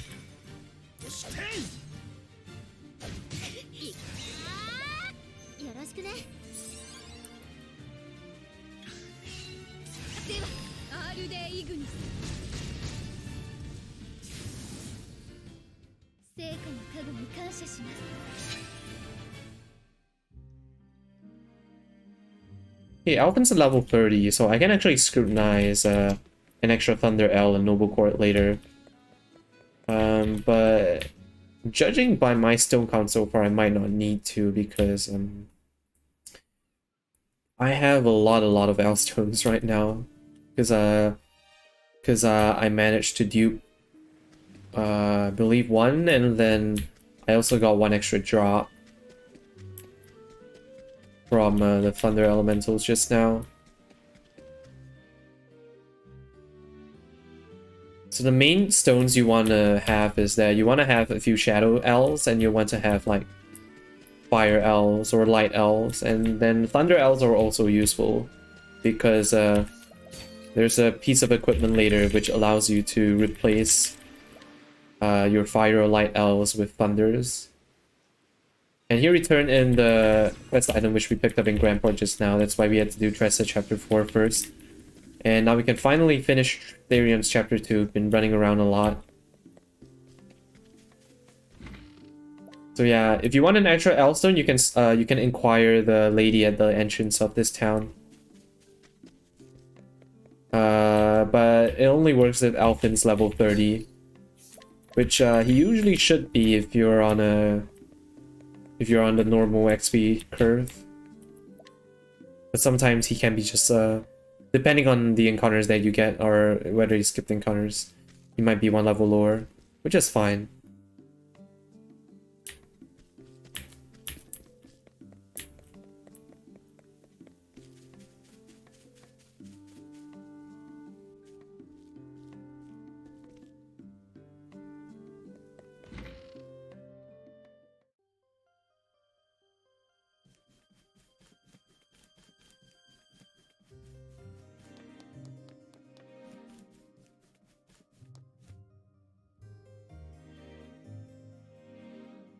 So if you're lucky, you can skip the encounter here, but it's a very long screen, so most of the times you do get it.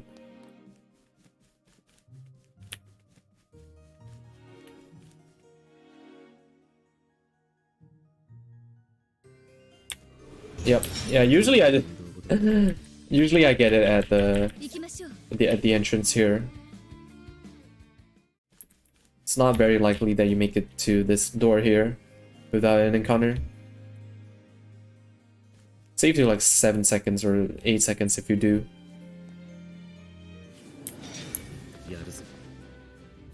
Right, so yeah, a lot of these fights are just gonna look the same. It's gonna be Peacock on turn 1, and then I'm gonna break.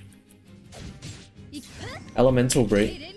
Not gonna break these bosses, because there's no need to.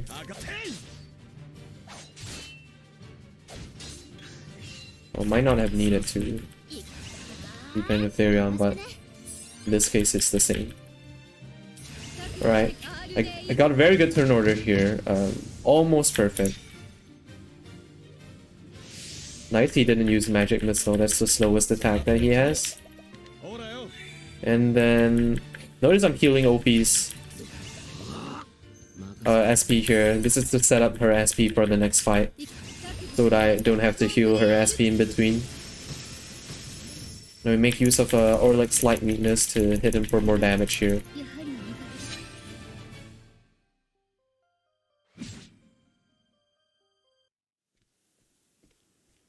And finishing Therium's Chapter 2 puts us back in Boulderfall, which is conveniently where the Magic Nut, which unlocks after Tressa's Chapter 4, appears.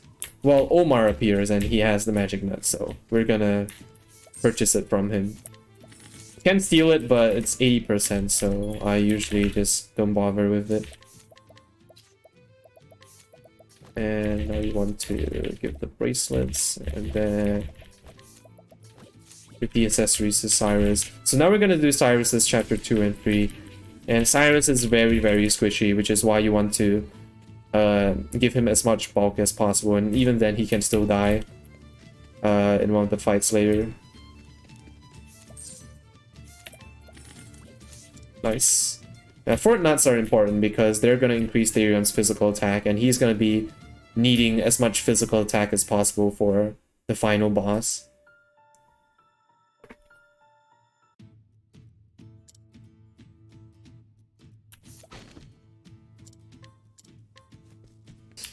So yeah, a gimmick that Cyrus has in most of his chapters is that, pretty much actually all of his chapters, is that he basically plays detective and you have to go around scrutinizing people and then answer a quiz at the end.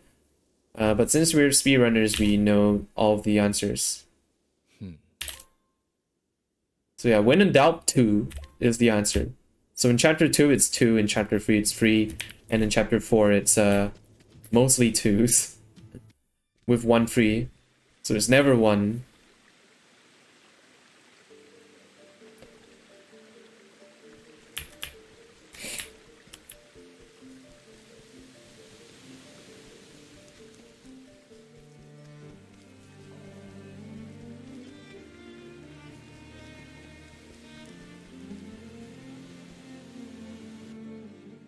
So, like I mentioned, I set my SP up perfectly for this fight, so I don't have to heal her SP. He's gonna have just enough SP to finish this fight. Actually, more than what's needed, because I managed to heal her SP after she used her first Ignis.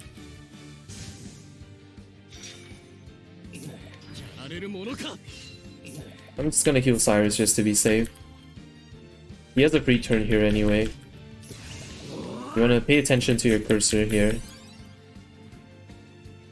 Because when you use the grape on Cyrus, it puts the cursor on Cyrus.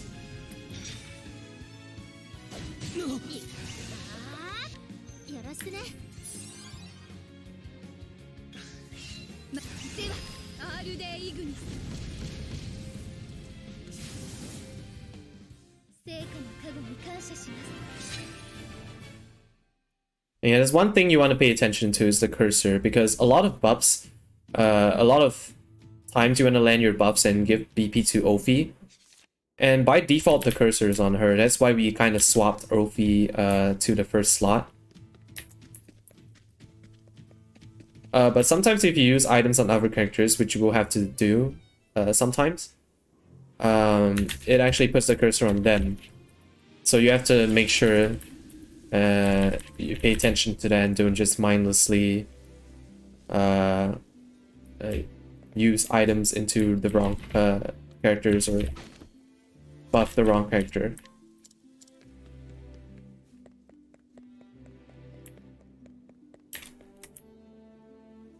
So here in Cyrus's chapter 3 is actually one of the most dangerous bosses in this run. Has a chance of killing Cyrus and Therion as well, but I gave an extra bracelet to Therion just for safety, just so he doesn't get unlucky and die to this boss. And you want to steal some L-stones while you're here, because they're going to be very useful. They're all very useful elements like fire and shadow and light, the ones you can pick up here. And then you want to do the quiz here. Like I said, chapter 3 is free. And you have 2 questions. And then I want to make sure I do a menu. So I want to give the tough nut that I picked up to Therion to make up for the defense from Adamantine Shield later. And then I want to give the magic and invigorating nut to Ophi and heal everyone up as well. Not before. Oh, I already gave the invigorating nut, so it's fine. And then the next thing I want to do is I want to teach Tonitrus and Ventus here. This will unlock 2 very important support skills. Stronger Strikes increases the damage you deal when you hit enemy for their weaknesses from 1.3 times to 1.5 times. And we're gonna it doesn't apply when an enemy is broken, so it's not like super duper useful. But we're actually not gonna be breaking a lot of the bosses and enemies right now, so it's actually very useful to do extra damage without breaking. And then Elemental Aid is a support skill which doubles your SP cost, but at the same time it also increases all the elemental damage you deal by 1.5 times. So it makes SP management a bit more, a bit tighter, but the power it gives you is so tremendously huge that you really want to get Elemental 8 as quickly as possible.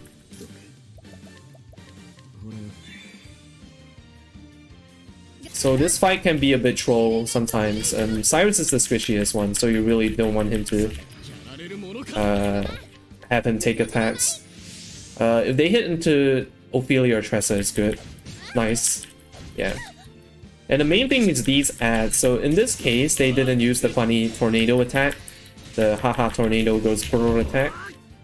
But they have a skill known as Tornado, which deals very heavy wind elemental damage to your entire party. I'm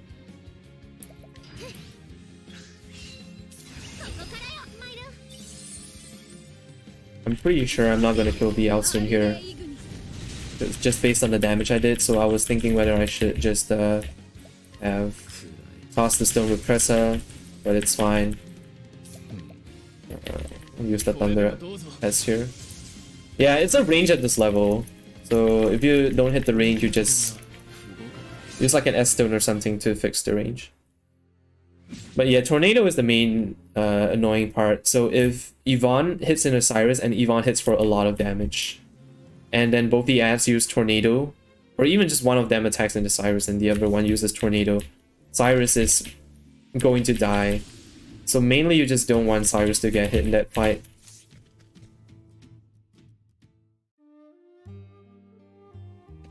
But yeah, Chester's a lot bulkier, and Therion also has quite some bulk, and Ophi is very bulky.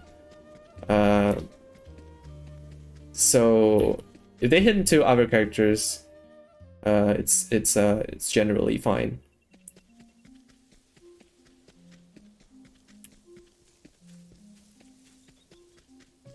So now that we're done with Cyrus's chapter 3, we're gonna kick him out of the party again. And we're gonna actually pick up Hanet here. This is actually one of the newer strats that wasn't around when the Ophelia route first came out. It's called Early Hanet, and as you might be able to tell, we picked up Hanet earlier. We used to pick her up later in the route, but now we pick her up earlier to make use of her provoke path action, which allows us to complete a quest early.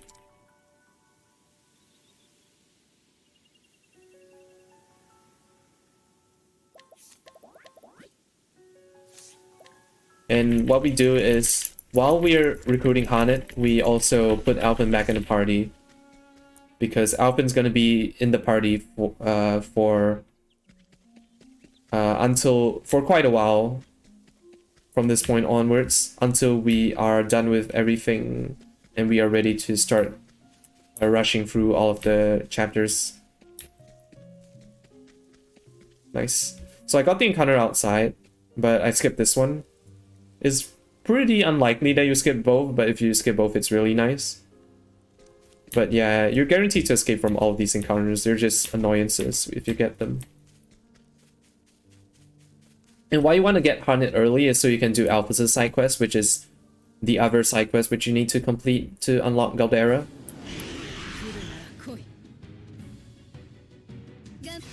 Yeah, in this case I have to burn one L-Stone, which is fine.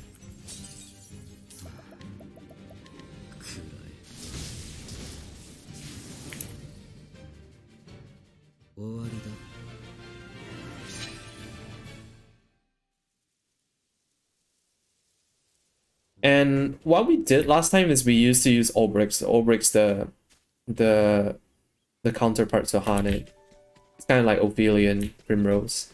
So Olbrix Challenge allows us to do the quest as well, but he has to be of a certain level, and it's kind of finicky because sometimes if Olbrich dies in his chapters, in some of the fights, if you get unlucky, then he won't be level 25, which is the required level for the for this. So with Hanet, you're always going to be able to do that. On top of that, doing it with Hanet allows us to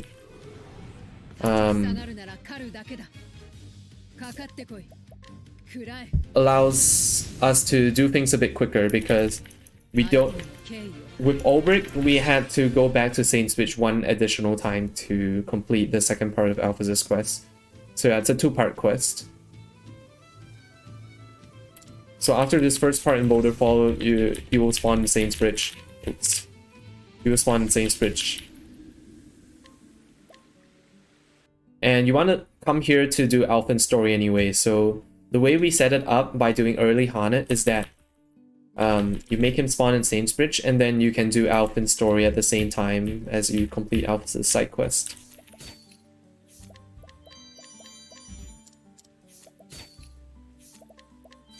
Okay, nice.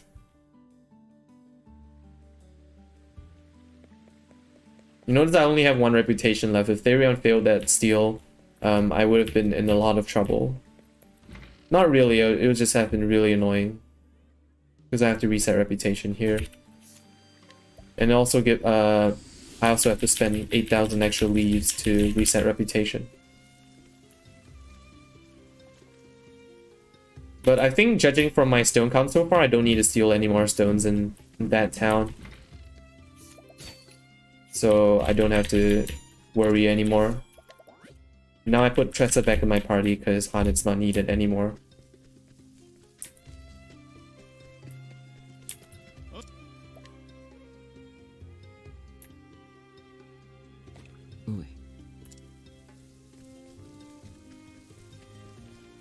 Yeah, Alphin's chapter 3 is also one of the...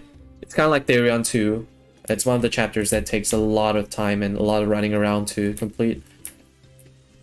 So we're going to do other stuff while we do that, like Therion's chapter 3.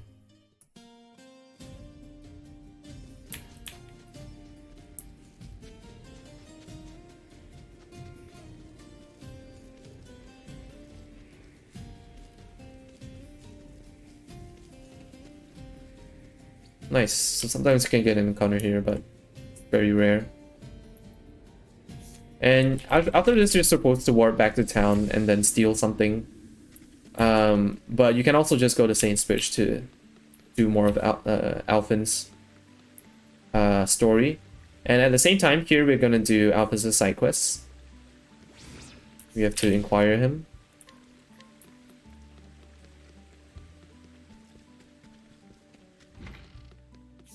And I want you to pay attention to where my movement here.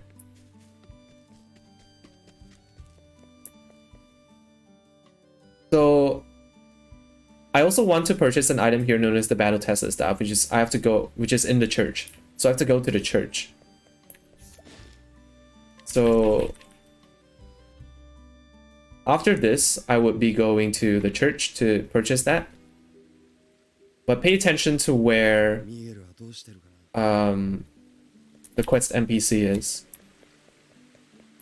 It's right outside the church. He's right outside the church. And the church is so far away from the entrance. So imagine if you were doing like if you weren't doing early Haunted, you have to run all the way back here to finish Alphys' quest.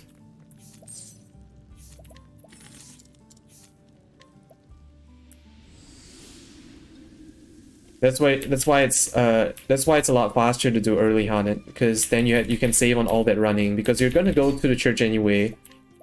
So to purchase the BT staff. So while you're doing that, you can finish Alphys' quest. And you want to purchase the BT staff because it's I believe it's a staff with the highest elemental attack in the game. It's a lot different from the knowledge staff. Even though the knowledge staff has lower elemental attack, it gives a lot of speed, so speed influences how likely you are to go early. So for example, for this encounter, I want OP to be fast, and I don't need the power from BT staff. So hopefully she goes first. She went early enough. But yeah, she's likely to go earlier if you have the knowledge staff on her, just because it gives her a large boost in speed. But for some fights, you actually want her to go slow, so you can get more buffs onto her before she does anything.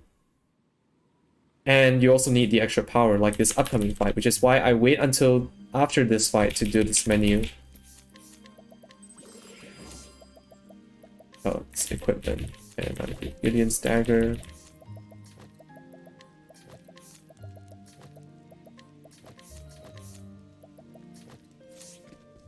And yeah, I also give Gideon's dagger, which is another weapon that increases speed to Therion. Because right from a lot of these fights from this point forward, I want Ophi to be slow and I want Therion to be fast, faster than Ophi. So I give Ophi the BT staff for more power and less speed, and I give Therion the Gideon's dagger for more speed. And you can see it's working already.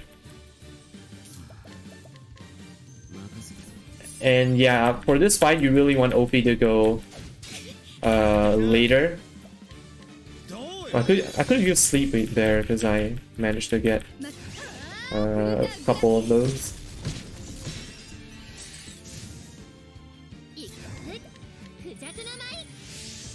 And essentially, by having your buffs go on OP before she does anything, you can get a lot more damage out of her and to turn this fight a lot more often. Gareth doesn't have a lot of HP for a chapter 3 boss, that's why he goes down so easily. Nobody leveled there, which is kind of unfortunate. That means I have to heal everyone after this. Take a bit of extra menuing. And prepare for our next secret job boss.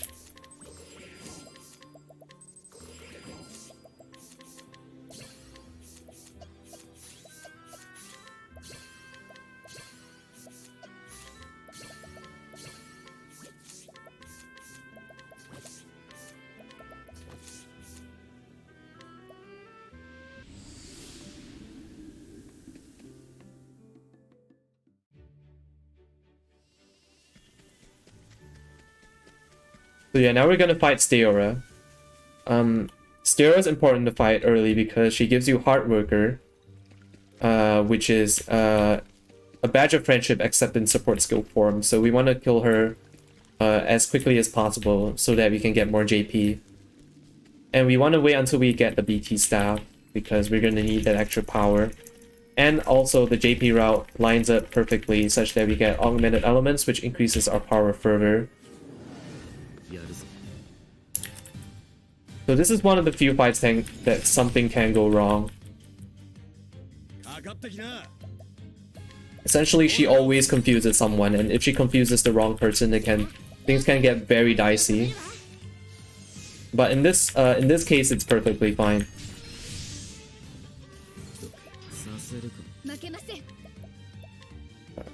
You mainly don't want her to confuse someone that's going right after her.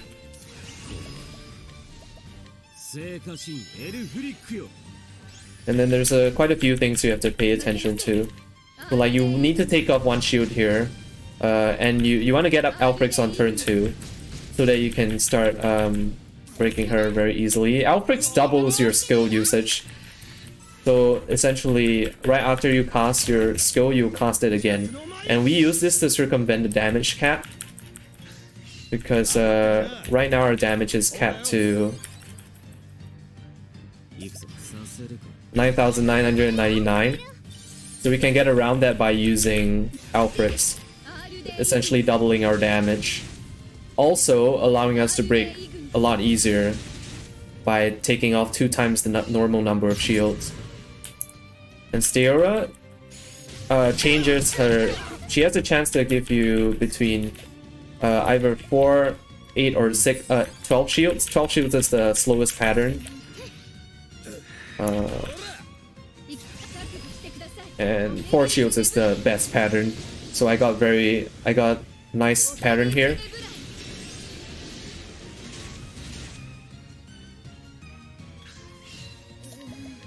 Yeah, and every set of shields has like different weaknesses. So for example, the 4 shield pattern has only dark weakness. The 8 shield one is weak to thunder, and then the 12 shield one's weak to fire and bow and other stuff. So that was a very good Steora fight, actually. This is why one of the big reasons why I like the Gideon Stagger on Therion. It didn't work this fight, but essentially if Therion had to went before Ophelia on turn 2, you have a lot more leeway to in case of bad status. And now I give Hard Worker to Alphen so I can reap the rewards, reap the benefits as quickly as possible. Get a lot more JP from all the upcoming fights from now on.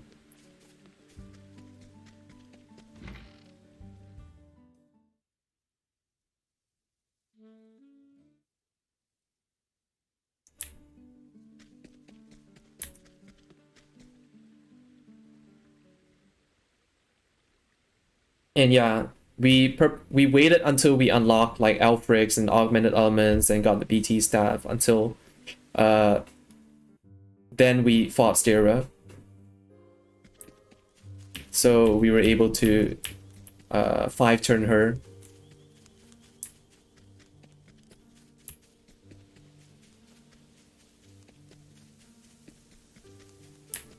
And the Starseer class isn't a class that's renowned for its battle prowess. The main thing it's useful for is the support skills. So for example, Hard Worker. You've already seen that. This is a very, very good fight. So pay attention to cursor. See, we used the palm ads on Therion, so the cursor went on him.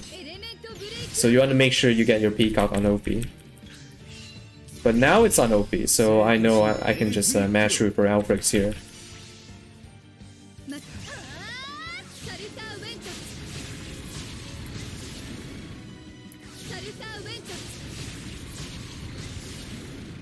And pay attention to my JP here. And based on this JP, I'm not gonna have enough of surpassing power actually. I'm 9 JP short for surpassing power, which is the skill we need to break the damage cap. Which means I'm gonna have to take 1 extra encounter. Which is fine because we usually do that. Anyway.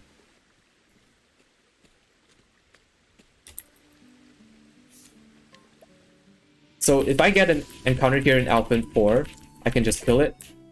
But ideally I want to skip this and then I want to take the encounter in the Warbringer Shrine later. Because then I can get a lot more money along with the encounter. There's a chest there that gives you 30,000 leaves. And money is still important here, which is why we collected Stira. There's still quite a bit of items which we need to purchase later, on top of having to use a lot of vets for Ulbricht's chapters.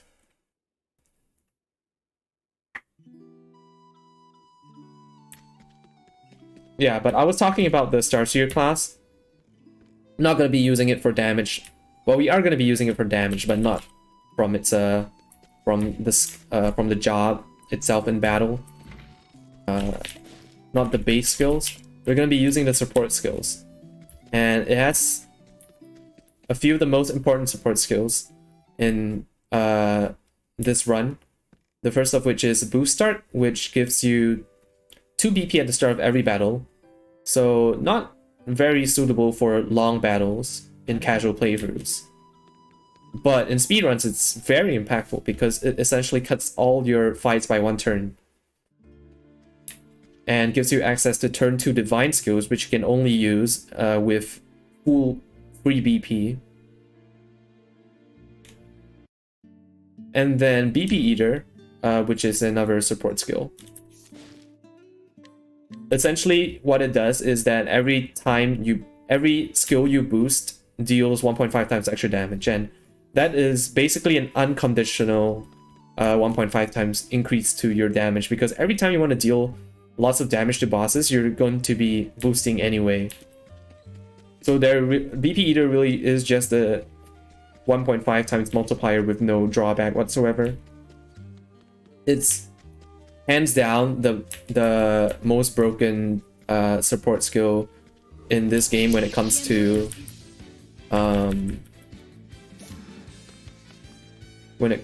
damage. So I could have killed that encounter there, but that encounter doesn't give a lot of XP JP, so I probably would have been fine anyway. Judging from the XP I have now. But I got the YOLO play, which is nice, so I just have to take 1 more encounter later in the Warbringer Shrine along.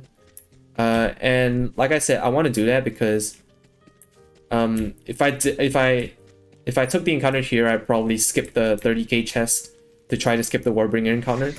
But now I can get the 30k chest, which is nice for the money route later. Okay, and Ogre Eagle here is another fight that's kind of like Styra. He has a 2 in 7 chance of statusing you. Okay, that's fine.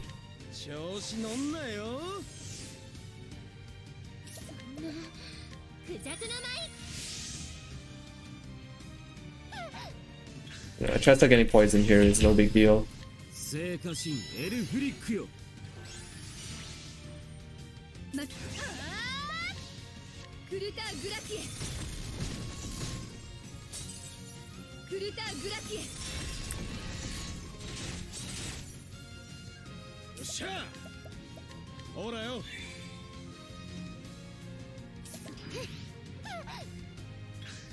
And you wanna try to collect Eagle, because he gives a lot of money.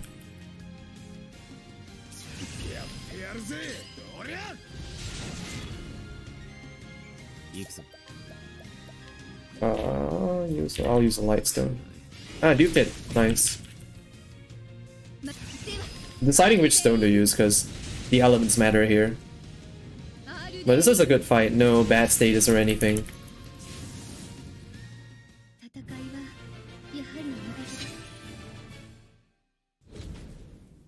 This is a fight that can, like, there's a lot of variations to it. Depending on your turn order, you can actually do lots of neat stuff. Like, you can protect from status using one of Elfin's Concoct, Soothing Dust plus Curious Bloom. Or you can even use Curious Incense, which applies Leg Hold, plus takes off 1 shield from Eagles, so you deal extra damage, which I could actually probably should have done. So I can save an Elstone. But I think I have enough Elstones anyway, so it should be fine. And then you can also save like your palms and stuff. You can save your palms if you get good turn orders. You can use an elemental break if you get a good turn order, which I didn't because basically I'll do that if Therion's already going before Ophion turn 2, but in this case I had to defend with Therion.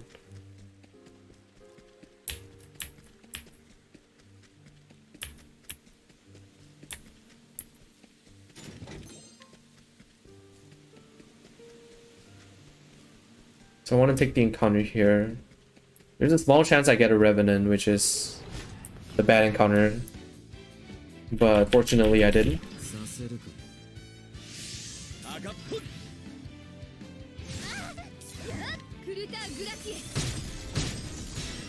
So yeah, this is gonna set my JP up for the rest of the run.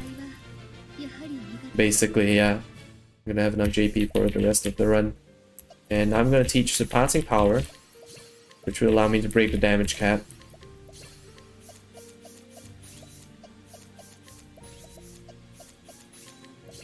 And I'm going to teach Elephants along with it.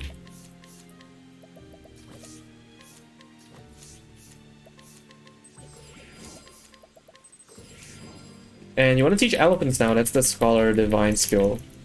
It's the same as Alprix, except instead of increasing your number of hits by 2, it takes an AoE attack, like any sword spell, and then it concentrates in on one target and doubles the damage. Oh, this can be dicey if Elfin dies. Oh dear, it's very unlucky. That's the worst case scenario. Okay, that's fine. So what I'm just gonna do is this.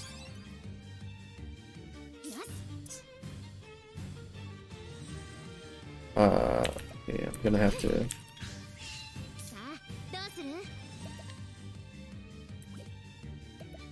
Oh, very unlucky. Okay, I'm gonna wipe here.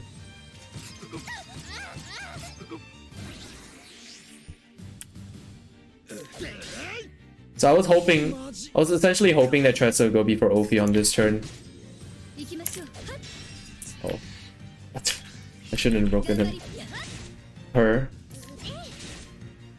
I'm gonna wipe here. I think it's faster than trying to recover this fight, so it's fine. That was very unlucky because Alpin's the only one that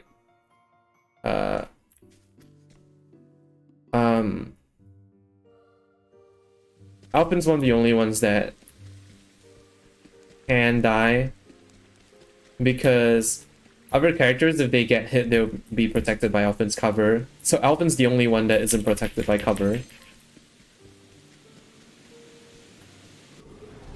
Oh, and here I got the Revenant. Annoying.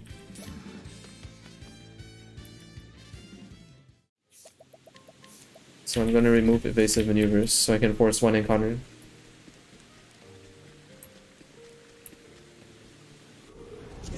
I get second Revenant.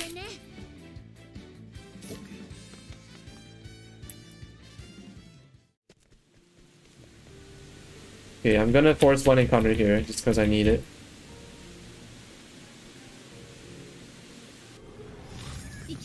Okay, here we go. Oh, these ones are weak to win.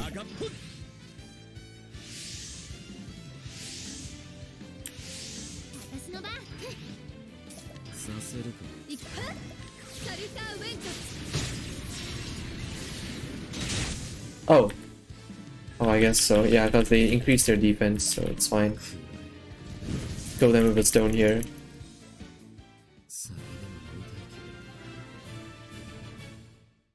Okay, we'll do the menu again.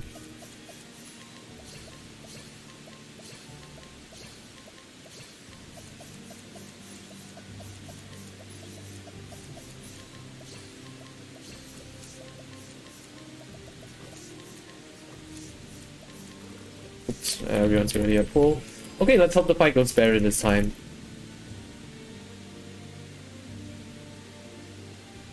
Yeah, it was a very unlucky scenario. I could have also gotten debuffs onto Winterhill. Okay, so in this case it's fine, right? Because Winterhill hit OP, and then I'm gonna be able to heal the poison off so she doesn't die. And everyone's geared up to survive Yadagaras, basically. And so this is a much better fight.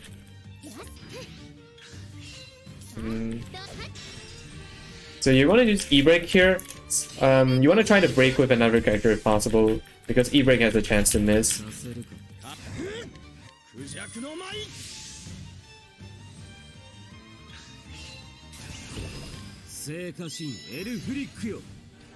And I'm gonna stack all the buffs onto OP. I got Peacock, Elephants, and Alfrix. And don't blink. But this is Winterhill in 3 turns. That is over 200,000 damage in just a single attack.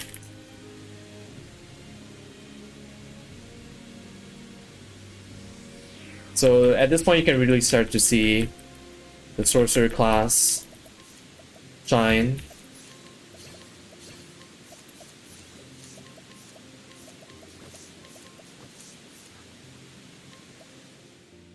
And we're gonna do the same strat on Balagar, just with a slightly different setup. And yeah, we're just gonna finish up all the advanced job bosses here. And we want to do Winterhill first because she gives us a skill known as Extra Experience, which gives you more XP from fights. And again, XP is very important for damage and whatnot.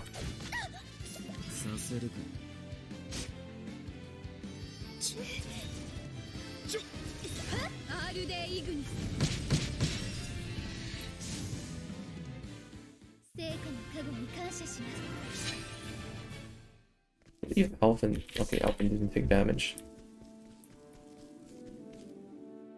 And yeah, we're doing all of these fights with Alphen in the party because Alphen makes all of these fights possible with the Curious Incense on Winterhill and even on this fight, basically you're gonna need to use Tressa to break Balagar so she's not able to defend on turn 2. So if you get a bad turn order, Alphen will fix that turn order with his Concoct.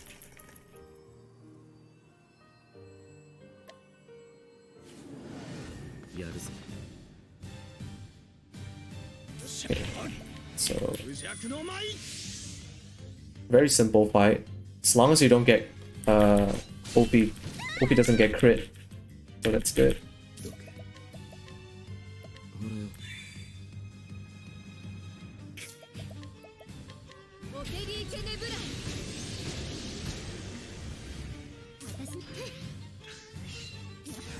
Okay, so in this case, I don't need to use any. I don't need to do anything with Alphen because Tress is already going before OP next turn.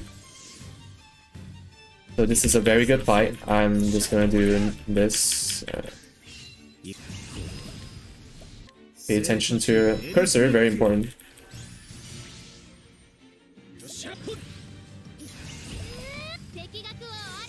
And yeah, we do the same strat on Balagar as we did with Winterhill.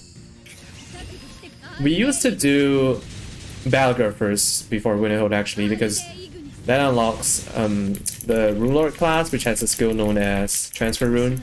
And essentially you use that to give sidestep to your entire party, which is a merchant skill that guarantees evasion from physical attacks. And that way you can cheese Winterhill by evading all of her physical attacks. But yeah, now we don't do that anymore because we can just do Winterhill first. Stimulating Bracelet, unequip you. Garrett's Helm. And yeah, that's we're done. We're done with Alphen for now. We've already completed his chapters, his entire story, and we have finished all the advanced job bosses with his help. So now we actually can rush through all of the other characters' chapters now, and Alphen gets to take a break for now, a very well-deserved break. Because he's been carrying a lot of the fights for a lot of the run. Now, a lot of the fights would not have been possible if it weren't for Alphen's concoct.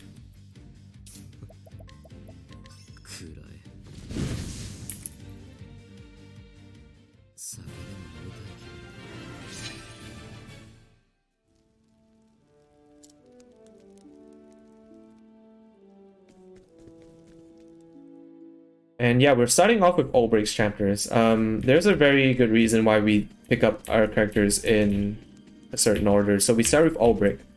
This is because finishing Olbrich's chapter 4 gives us access to the Captain's Badge, which is Friendship Badge except it applies for experience.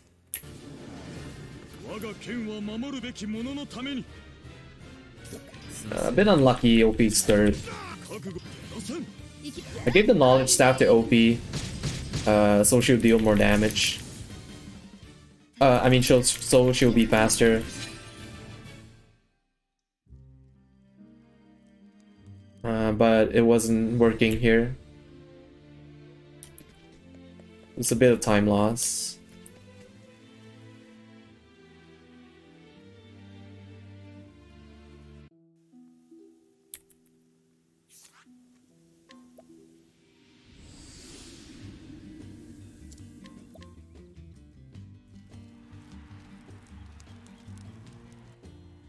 So now we're gonna do Olbrich's chapter 2. I'm gonna give him the merchant class and teach him hired help. Because he's gonna need to use bets for quite a few fights.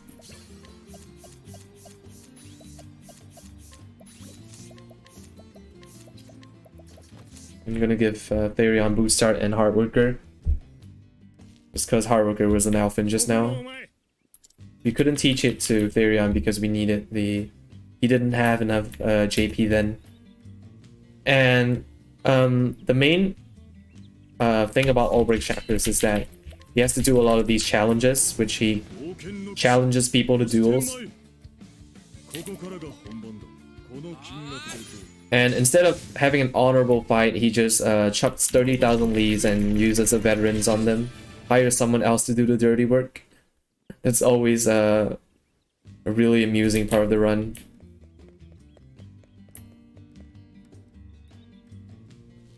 But yeah, this is by far the fastest way to clear these fights, and you have a lot of money at this point anyway.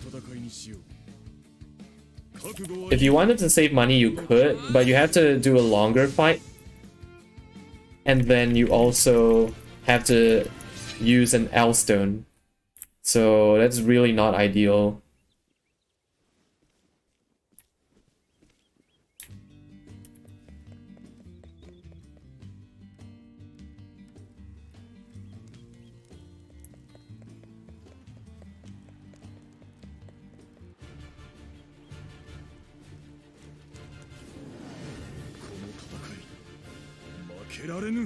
The OP goes, I'm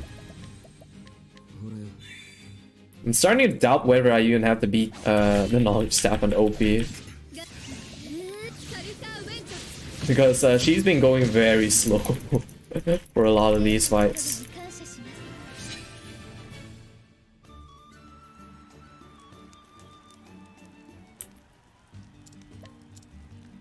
Okay, now I'm gonna put the BT staff on Ophi because now I want her to go slow.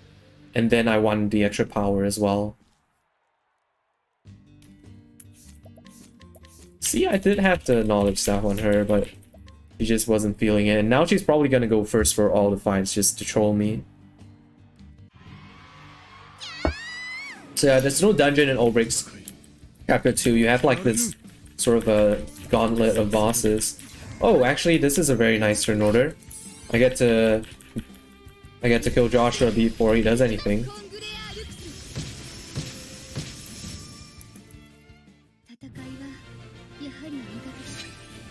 And looks like we're gonna level from Archibald in the next fight, which is not ideal. You want to level from Gustav if possible, but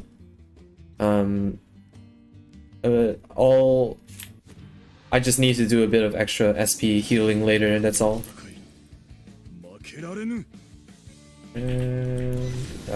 Average fight. And Gideon's dagger is useful here because Archibald's a range. So you can just use the Gideon's dagger to get a bit more damage in. If OP's one level higher, you can skip the dagger hits. But it's very uncommon to level from Joshua. Usually you level from either Archibald or Gustav. Okay, now we have Gustav. It's a pretty simple fight. If you get unlucky and OP goes first, you have to use Elfrix, but generally you don't have to do that. Like in this case. Oh, nice. This is actually pretty nice because I get to Gustav. I get to kill Gustav before he does anything next turn. And one of his attacks is pretty slow. So nice, I'll be able to skip that.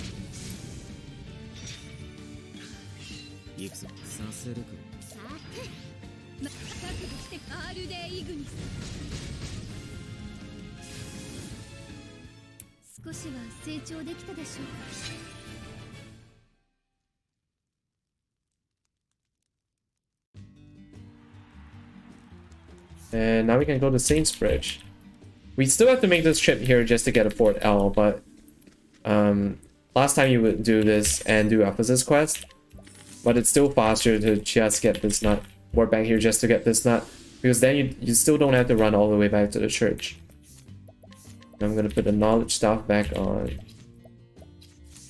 Ophi, and I'm gonna remember to heal her SP as well. And yeah, now I want the knowledge staff back on Ophi because I'm gonna want her to go fast for all of the upcoming fights from now on. And then I take off the Gideon's dagger as well, because I don't need Therion to go first anymore. And Ulbricht, we also unequip him just so we don't have to do a separate menu later to unequip him. He also doesn't need the armor anymore. He mainly just needed the armor to not die in the arena.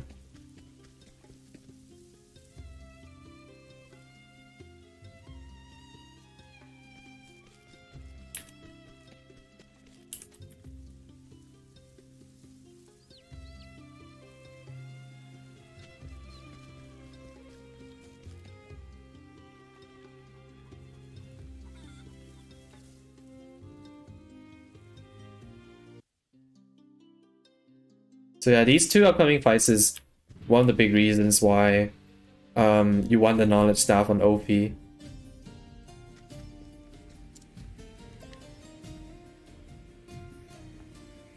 Because if OP goes last on both of these fights, you lose like 20 seconds per fight. Okay, not 20 seconds, but you lose a lot of time basically because it's very slow to watch all their animations. You don't need the extra power anymore for a lot of the upcoming fights because you're just gonna have enough damage from all the buffs that you get on OP. You're also gonna be giving her BP Eater later. That's one of the reasons as well.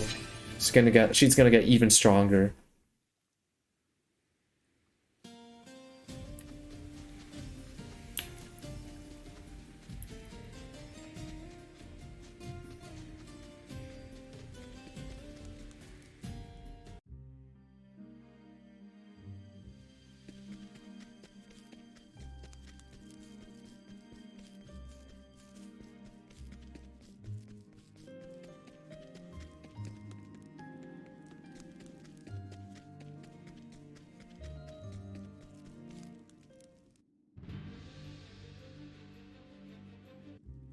Alright, this upcoming boss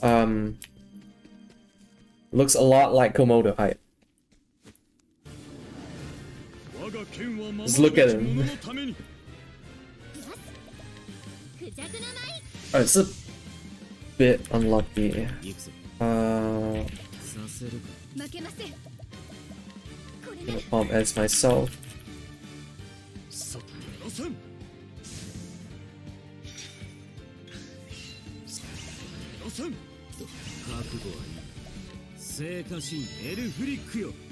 Alright, I'm gonna hope Ulrich doesn't die.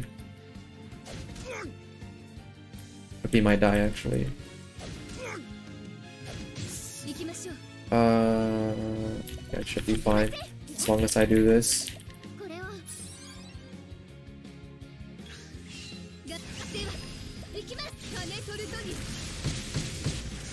Okay, that was very unlucky. With the knowledge staff on OP, she's actually likely to go before the Lizard King. And on top of that, her going after Therion on turn 1 meant that she couldn't defend. Because you need Alfrix on turn 2. And a bunch of other stuff. The Lizard King can use an attack that stuns OP, and if he does that, then you're gonna lose a lot of time. Which is why I did the play there. I defended with Ulbrich.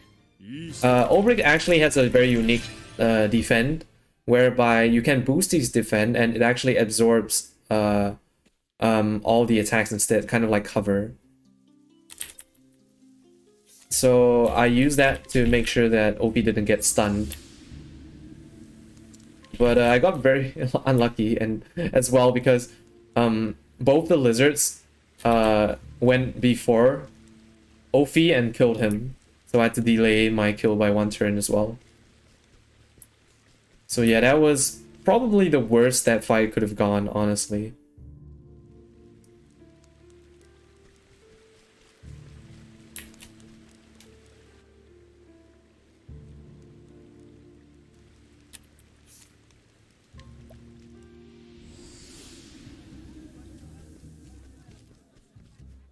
Now we want to come to Sunshade to start this quest. Because we have to warp. We want to warp out anyway to avoid having to run back to the first screen. And a lot of the chapter 4, a lot of the endgame quests you can only start after you talk to the relevant NPCs. Most of the quests you actually don't need to. You can actually just complete them without even talking to NPCs. Except for those story-gated quests.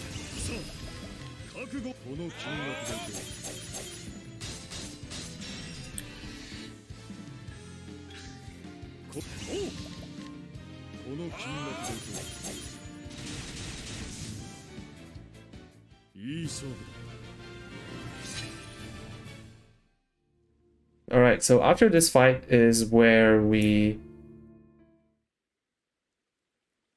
teach all the skills to Opie. And this is the kind of the last big threshold you need to hit. 8,000 JP for BP Eater.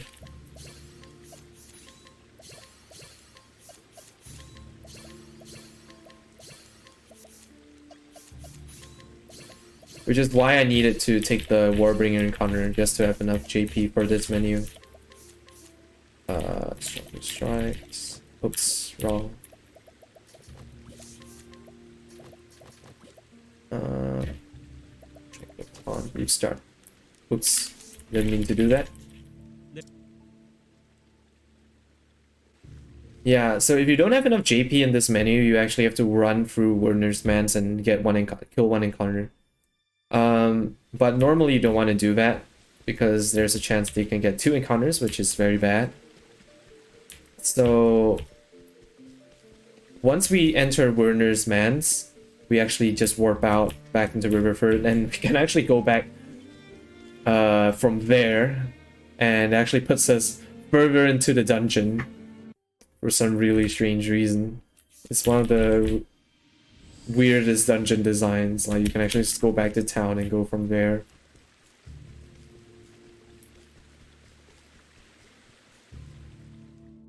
But yeah, doing it this way, you get to skip the encounter most of the time.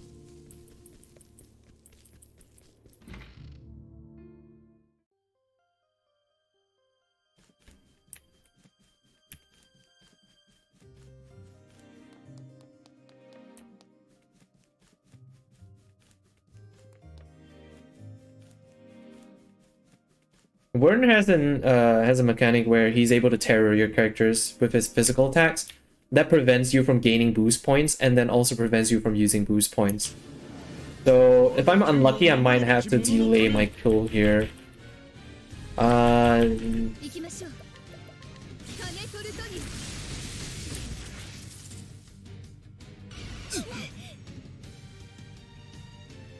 It's fine.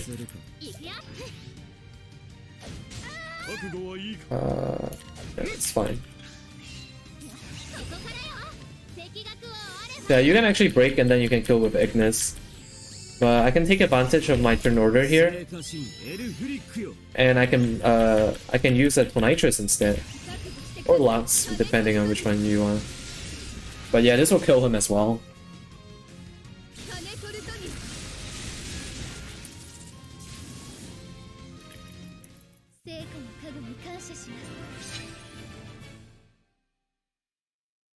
Okay, so it's Ulbricht's chapter 4. Now we're gonna run a few errands to pick up the captain's badge. There's a few things we have to do. We also want to get this accessory here, which increases speed. As long as Therion wants to steal it. It's 55%. We can purchase it, but it's pretty expensive. So I don't want to do that. Okay, nice. I mean, worst case, I can just purchase it. But I want to try to steal it if I can. Because the money is still important because I'm still going to have to purchase items later. And I want to put Hana back in the party because we're going to do her chapter next. And we want Elfin back in the party as well to do this inquiry in the church. It's required to get the captain's badge.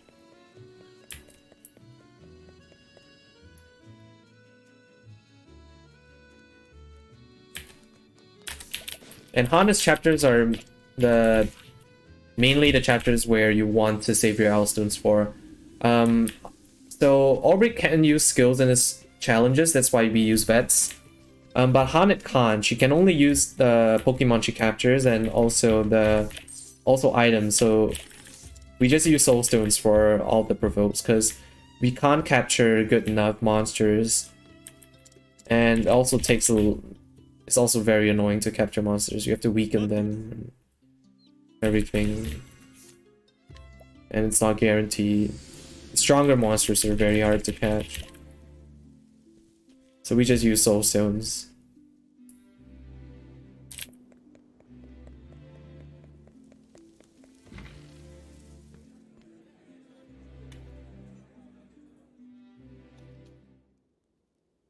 And while we're just outside the tavern, we put Therion back in the party.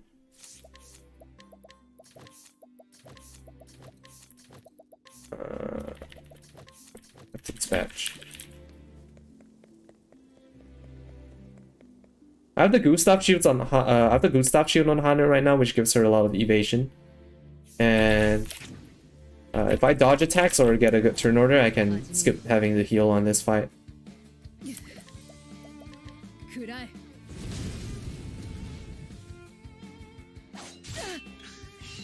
Yep. Okay, I can skip healing. Oh, oops. Yeah, I forgot to put the Lizard King axe on it. It's fine.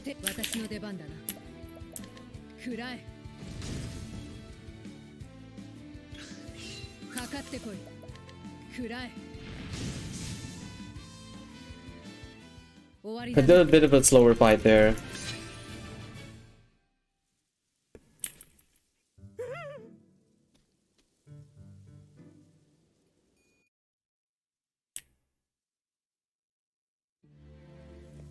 I believe do I have any light stones? Nice. That discount was really nice.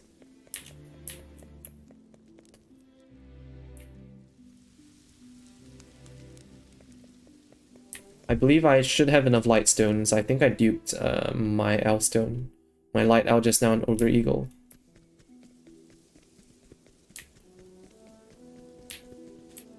But yeah, Lizard King's axe is an item which increases your thunder damage by 30%, and it actually applies to stones as well.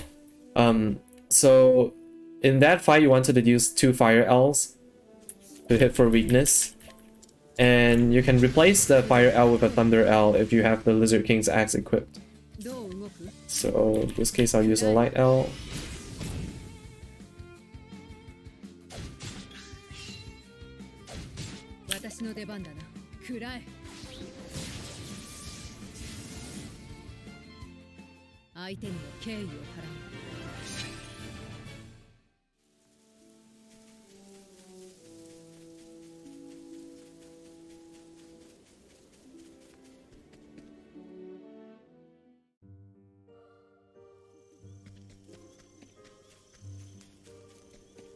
And then in the next chapter, you also need your shadow stones.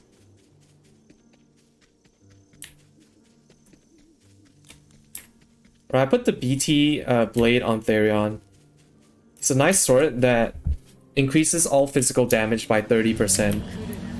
Gonna be very important for the final fight, but for now we're just gonna use it to deal just a bit of extra damage so that we can kill them.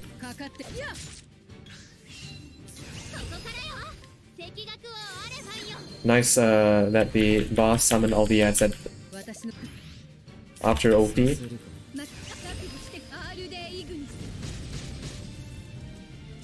One of the few bosses that the ads also die if you kill the main boss. Most fights you have to kill the ads separately. But in this case, we can just use elephants to concentrate the damage on the main one.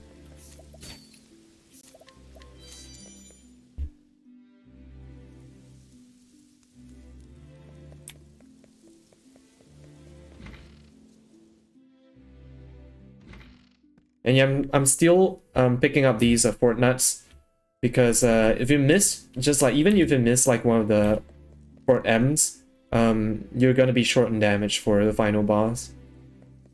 So it's very essential that you pick up all the fort nuts.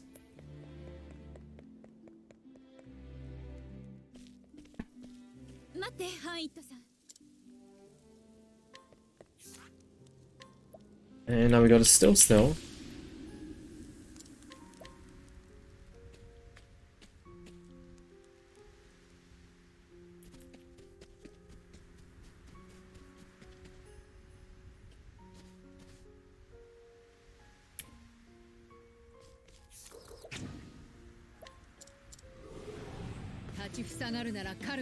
Lei can use an attack called Panic Slash, which confuses you. which can be really troll sometimes. Oh, but he missed, so that's nice. Yeah, if you get unlucky, you have to wait quite a few turns before you snap out.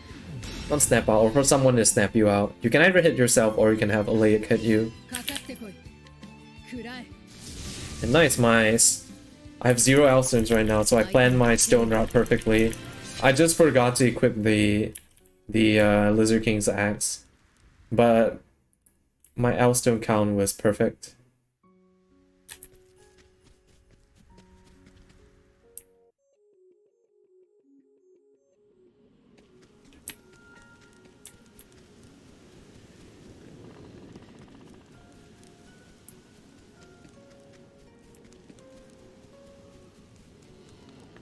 Right, this is the longest screen, one of the longest screens actually. You're very likely to get an encounter and actually skip it, which is pretty lucky. But that means I'm just gonna get the encounter inside, which is a lot less likely. Just cause that's just how the game works. But yeah, I didn't level off with Lord of the Forest as well, but I should have enough SP regardless.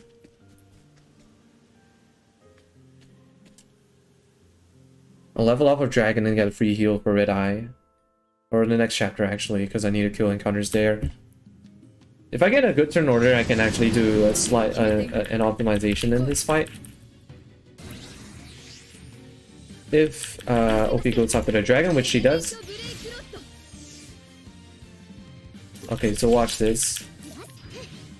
I'm not gonna break the dragon. I'm just gonna take off 2 shields here. Put elephants onto Ophi.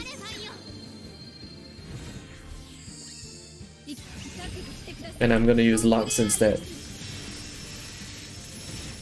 So if Ophi is going after the dragon, you want to break with Harnett. You have to use a Holy Light with Therion, and then you break with Harnett. But doing it this way saves you the animation of having to use Holy Light. So it turns out to be like a couple seconds faster.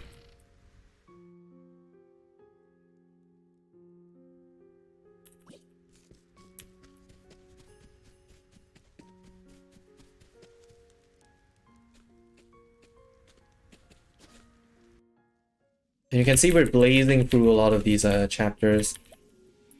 Just because we're so powerful at this point. And this is actually the second last character that we pick up. Because the only remaining chapter 4s are, apart from this one, are Primroses and Cyruses and Therions. And for those, we only have the chapter 4s left. So Primrose is the only one whose story we haven't started yet. Oops. Yeah, you want to guide Maroof here. He spawns after you talk to Ali, which is what we did in Riverford when we were doing Albrecht chapter 4. And then this is one of the advantages that the OP route has over the Cyrus route, because if you were doing the Cyrus route, you would have to allure Maroof with Primrose, which is about 30%. So it's essentially doing the Sage Witch Scrutinize again. But because we're doing the OP route, OP is actually in the party the entire run, gaining levels. That's why she's able to guide Maroof, which I believe is a level 40 guide or 35. It's quite high. So I want to kill some encounters here. OP is not going first, which she really should be because she has the knowledge staff.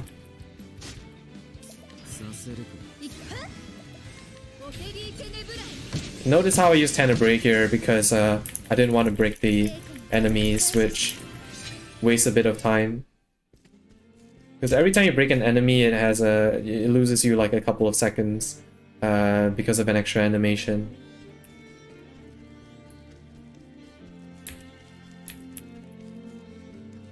So yeah, I want to kill encounters here. Ideally, you skip one here and then you just take one. You take one and you skip one. But you can also take two and then skip one later. But ideally you skip one here, kill one, and then you can skip you can take the one later. I almost skipped this one. But I'm just gonna kill it because it's safer. If you run from this encounter, there's a chance that you will fail and then it loses you a lot of time.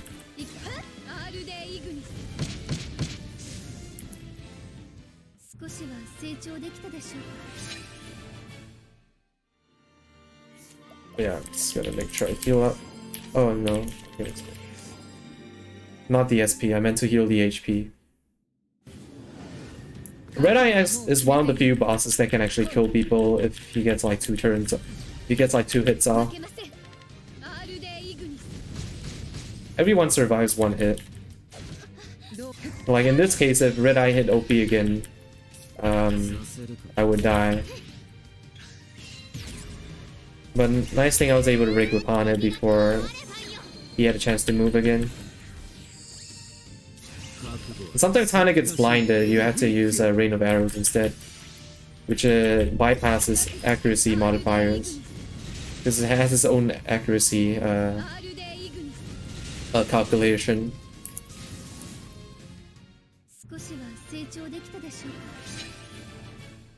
Alright, so a pretty decent chapter. Well, it's not decent. It's an average chapter 4. A really good chapter 4 would probably skip one encounter and then take the other one. And then if you really want to make it super optimal, OP you go first. Now we're back in Sunshade and we can complete this quest.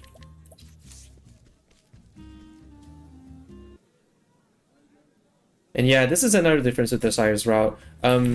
Because you don't have Prim in the party, when you get to Marceline, you actually have to come back. You have to actually do an extra work to Marceline to do this quest. So this is one advantage that the OP route has, a bit more optimal when it comes to this quest.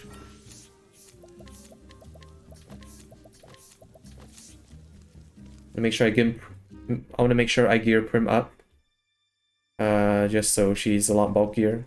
Prim's actually one of the squishiest characters as well.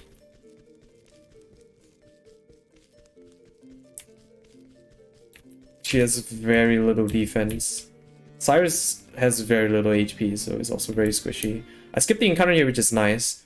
That screen has a pretty high chance of getting you an encounter, and obviously there's no point in killing the encounter, so if you get it, it's just time loss.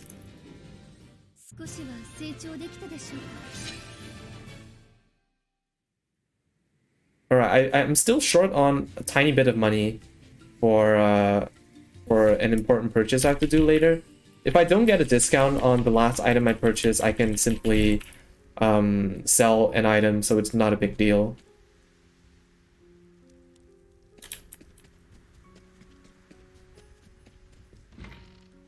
But Prim's chapters will go by very, very quickly. It'll be completed in like less than 5 minutes each chapter.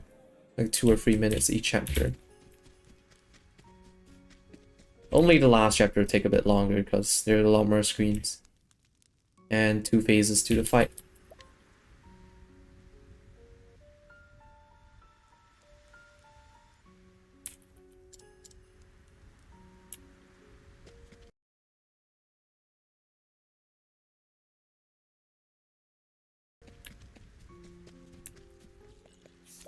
And yeah, I mentioned that I wanted to take encounters in Haunted 4. Later, I'm going to take an encounter in Prim. Later, if I skip one encounter in Haunted 4, I would take an encounter in Prim 3 as well, which you always get. So it's more optimal to kill that one. But the main thing is that you want XP on Therion, because you want him to hit level 45 before he gets to his chapter 4. Because there is a steal which becomes 55% at level 45, and if you're at level 44, it's 15%. And in shorter runs, because Therion has very few levels, it's actually 3%. And as you can imagine, the fastest strat in those runs is just to get the 3% steal. So it's pretty infamous, and we all know it by the 3% steal. But in this category, it's 55%. But sometimes we still call it 3%, just because it's so synonymous with that steel.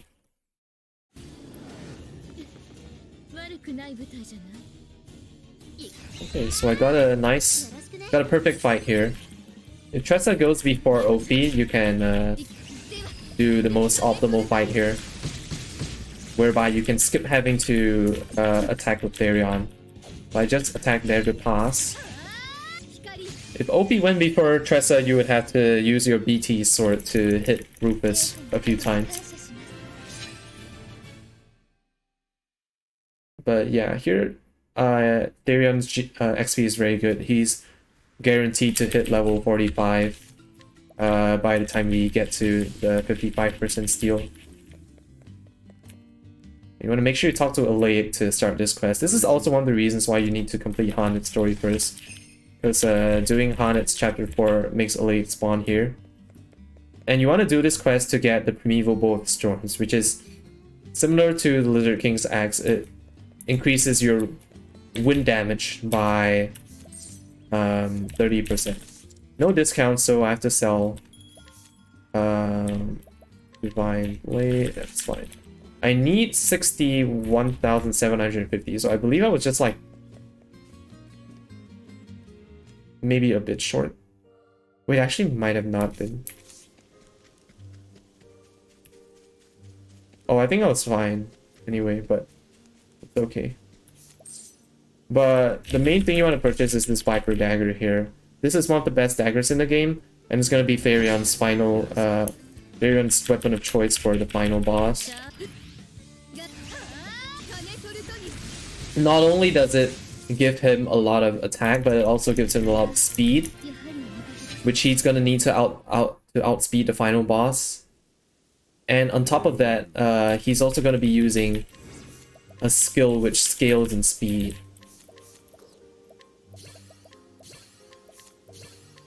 So he's gonna get a lot more damage compared to some other daggers which don't give the speed stat. And there I put the Primeval Bow of Storms because it's gonna be immediately useful in this upcoming boss.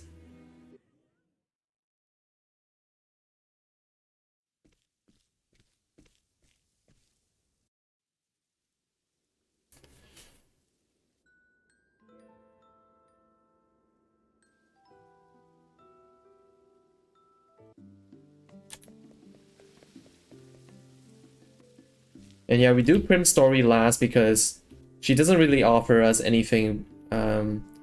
Completing her chapters doesn't really unlock anything useful for the speedrun purposes. So we just do hers last.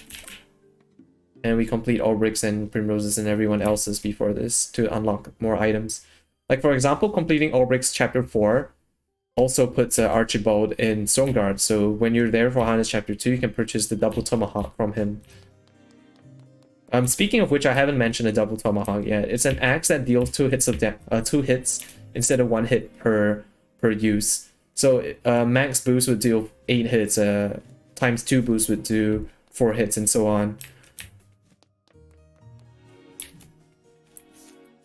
I need to heal her HP. I can skip this encounter here because I don't need it anymore. And of course, OP goes first when I don't need her to kill the encounter.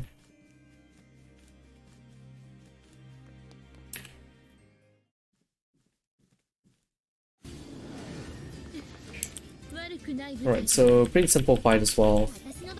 I want this. I want Tressa to go before. Hit him 2 times.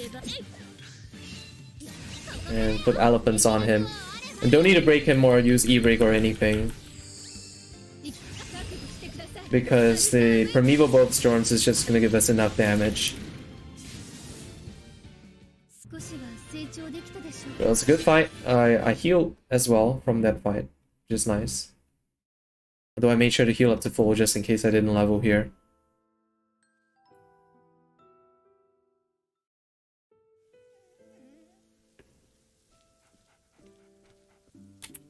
So Prince Chapter 4 is kind of unique. It's the only boss. It's the only Chapter 4 boss that has it's actually one of the only two bosses that's two phases. The other one being the final super boss. So yeah, Prim's Chapter 4 boss is kind of unique. It has two phases, and the first phase is Simeon with his two puppets, and the second phase is just Simeon. And we're gonna want to do some stuff on the first phase, because the puppets have a steal, which is the physical belt and mental belt. Physical belt kind of like the mighty, they're kind of like the mighty belt and elemental augmenter respectively. We don't really need the physical belt because we only need the mighty. We already have the mighty belt, and that's all we need. But we kind of want to steal the mental belt because later on we're gonna use two magic users, and we want the elemental augmenter on one of them, and then the other one gets the mental belt. Because elemental augmenters are really hard to find, and we're only gonna have access to two in the speedrun because the other one's locked behind a quest, which it's not very easy to complete because there's a very difficult boss that you have to kill, which requires a very specific setup. So yeah, we are only going to have access to two elemental augmenters, so we use a mental belt for the other character.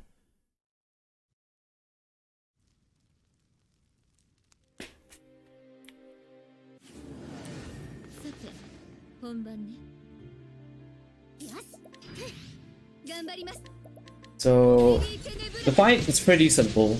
You want to use Tenebrae to break Simeon, and then this also makes the steal 100% because it's based on how much HP the puppets have.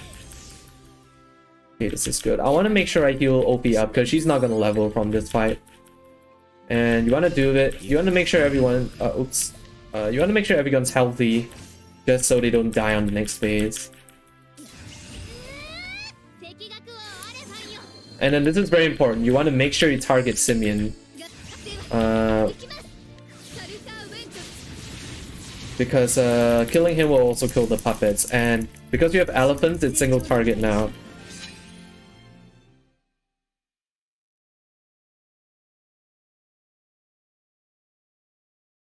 And so the second fight is generally okay. It's not that likely to kill someone, especially if you manage to keep everyone healthy. The main annoying part is that he likes to he will always silence someone, and you really don't want him to silence either Ophi or Tressa. He silences Therion, which is the best outcome. You can either silence Therion or Prim. So I get the perfect fight here. If he silences either Tressa or Ophi, you have to delay your kill by one turn most of the time. Because you have to spend a turn to heal off the status. But here I get the perfect fight. I'm just able to kill him in 2 turns.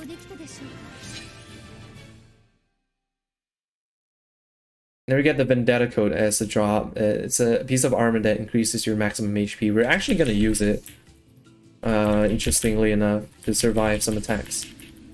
We don't need the extra damage from our Circle Room anymore, so we're going to give it to Ophi for a few of the upcoming fights. And while we're here, we want to do a few things. We're going to steal this Platinum Sword. Purchase this last sword nut here. And put Cyrus back in the party. Put the Unerring Bracelet in Prim just so she has more accuracy for the final boss. And you really want OP to go first here. If Cyrus dies, you have to revive him. Nice. And yeah, these guys can kill Cyrus because he's super squishy right now. And it's not worth it to equip Cyrus because there's just no point. He doesn't need the extra HP for any fight other than this one. Because right after this, you're just gonna teach him Hang Tough so he can survive every hit. So I'm gonna do another big menu here. I'm gonna give all the Rune Lord skills to Ophi. This unlocks a skill known as Elemental Edge, which is a permanent Peacock buff. So I don't have to bother about using Peacock on her anymore.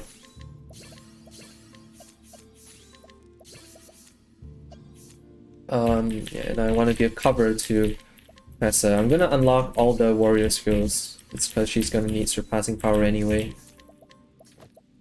And bracelet. I wanna give Ophi the. I'll give Ophi the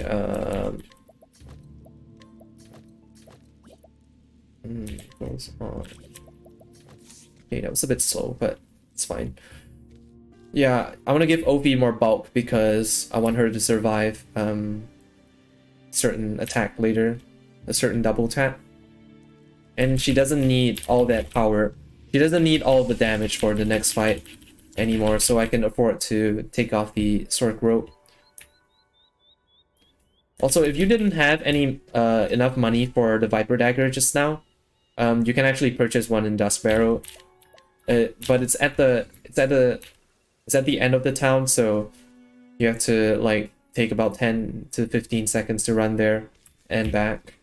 So it's definitely more optimal to just purchase it while you were in Victor's Hollow just now. But that kind of is dependent on how many discounts you get and stuff like that.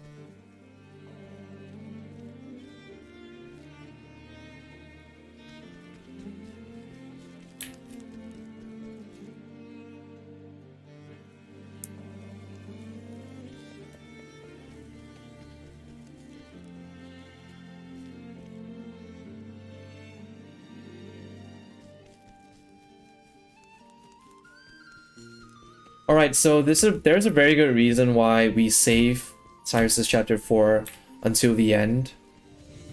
It's because Lucia has a gimmick where she has 30 shields and takes very little damage from physical attacks. We're not going to use physical attacks anyway. Yeah, oh, I get a perfect fight here. I don't have to use like hold.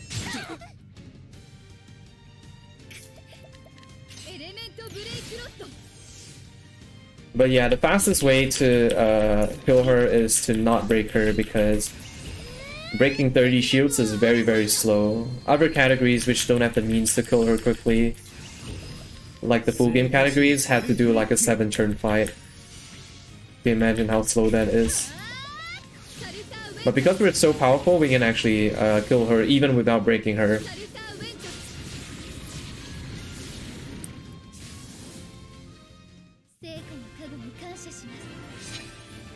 So yeah, that was a no-break 2-turn fight. Only possible by delaying Lucia until this part of the run.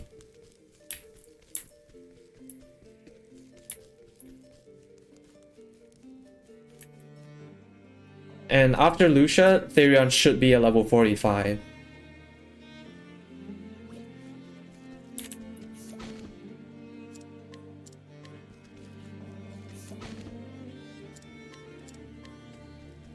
And finishing Cyrus's chapter 4 also gives us access to the second elemental augmenter.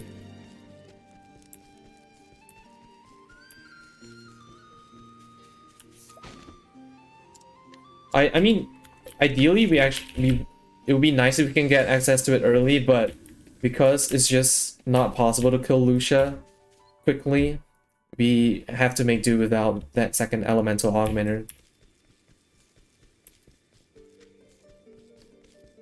Speaking of which, I had mentioned that we're gonna have 2 magic users for the end.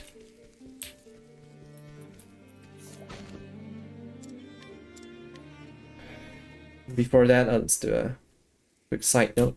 Don't want to skip the cutscene here because the next question will pop up immediately. Okay, yeah, I mentioned we're gonna have 2 magic users, right? So we got the Trade Wind Spear and the Primeval Bow, both of which increase wind elemental damage, and they both stack. So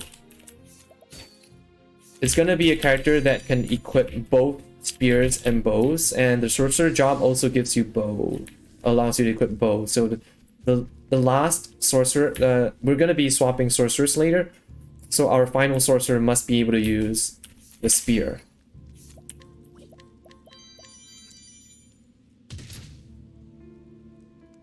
That way we can use stack both the Trade Wind Spear and the Primeval Bow to get the maximum boost to our Ventus Salter.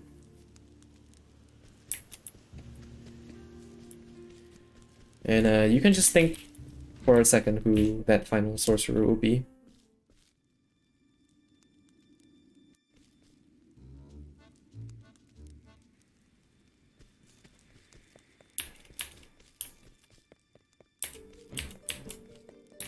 If you guessed Ulbrich, I really wish it were true, but unfortunately you're not. But you're a Giga Chat if you guessed Ulbrich. But it's gonna be Tressa.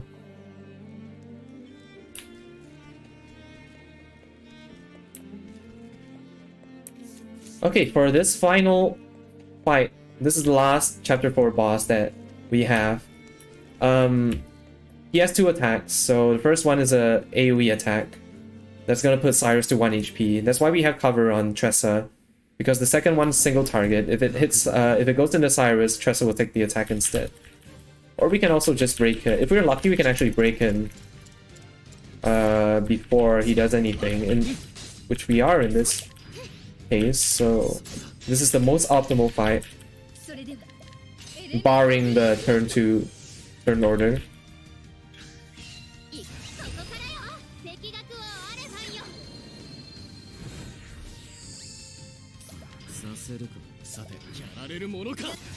Notice how we're so powerful that we don't have to use Ventus Salter to kill him. So that was really fast, because after he uses his first attack, if you break him, it will give an extra text box that says you got your items back. So we actually got to skip all of that, including the skill animation. So yeah, that was actually the perfect fight.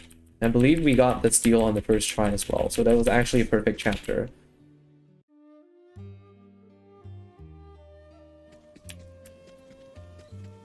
And there's a very good reason why we want to do Therion's chapter last.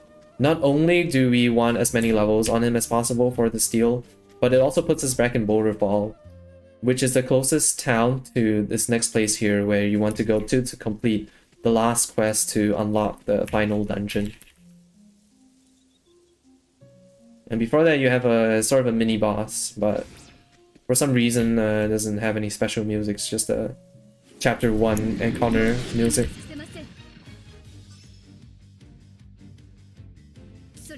This is very unlucky. I've never seen OP first here. Okay, I have, but it's very unlikely. Okay, it's fine. But I essentially just want to use Ventus Salter on this guy.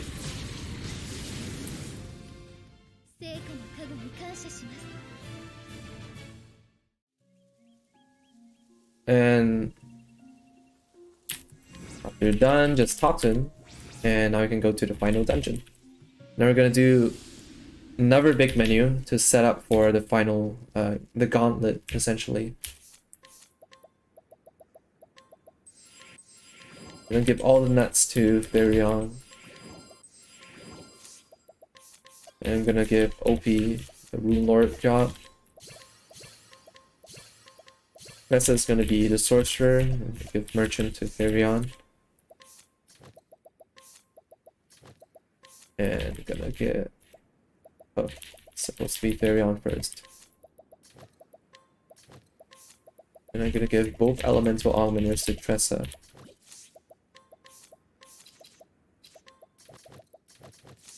Okay, there we go. And yeah, so we give Ophi the Rune Lord job here. And we give her Balagar's Blade, which is a 6-hit spell of every element. And it's essentially a nuke. It's one of the highest damage multipliers in this game. One of the strongest skills in this game, the Rune Lord Divine skill, Balagar's Blade. And because it hits every element, we can actually have the BT Axe on her, which increases lightning and ice element by 30%. So it actually increases 2 of the 6 hits. And we're going to use Balagar's Blade to nuke everything in this gauntlet. Essentially, it's a fight with powered up versions of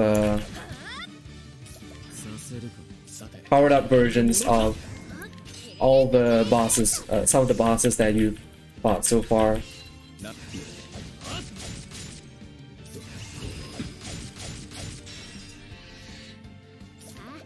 Donate BP here just to save pawns. And you can see Balgur's Blade.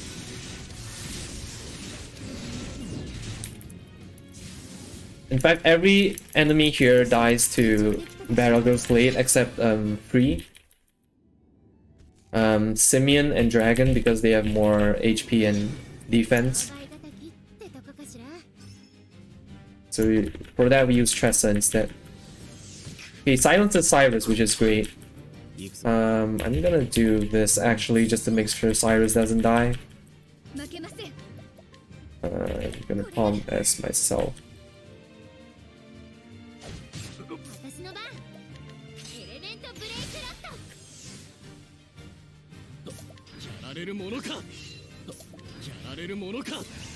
I could have donated BP with Therion, but I think I should have enough pawns. But yeah, Balgur's Blade isn't gonna kill here. That's why we use Tressa to deal the remaining damage. And you can just see a glimpse of how strong she is right now. I'm just gonna use a ×2 trait wins. That's gonna do 22,000 damage. It's one hit of Balgur's.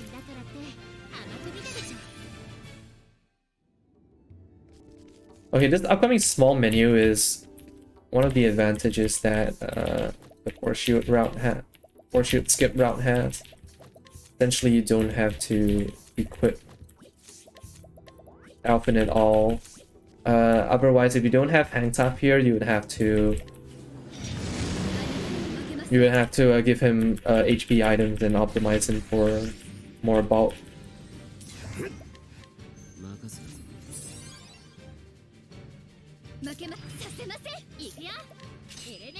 We give him the double Tomahawk here because Axe is going to be very useful for breaking all of the upcoming fights, including the final boss.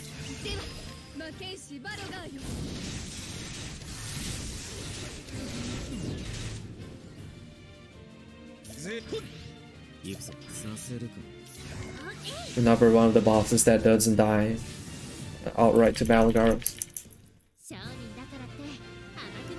And you also notice that I gave all my speed equipments to Ulbrich, like the Platinum Sword and the Hasty Helm and everything. This is not looking too good. Okay, that was unlucky. I'm gonna do this.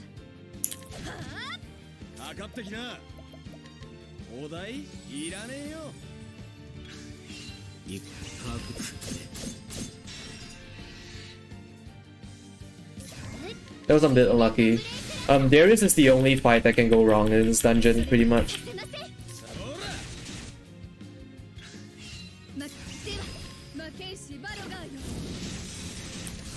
It's kind of one of the reasons why I taught Vivify to Alphen. It has a very niche use in this fight, in case something like that happens. Because he locks you out of your items, so you can't use palms and you can't use olives to revive your characters.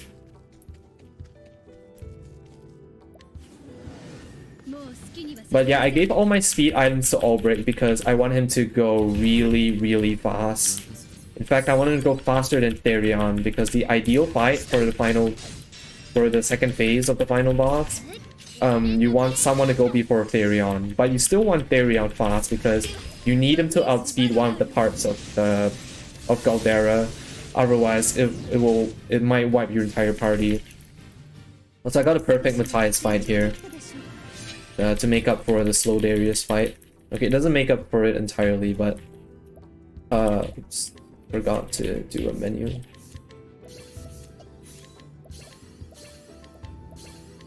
You want to give Therion all the warrior skills here, and you want to teach everyone their divine skills. Sophie gets Alfrix. Alphen gets Doders, and Therion gets Abers. Abers is a really strong it's a really strong skill which scales off of physical attack and speed, and the Viper Dagger is perfect for that. You want to use the Shadow L here, which you actually get a drop as a drop from Simeon to break the skeletons here. And you don't use E-Break, but you can use Tressa's Ventus Salter to do the remaining damage.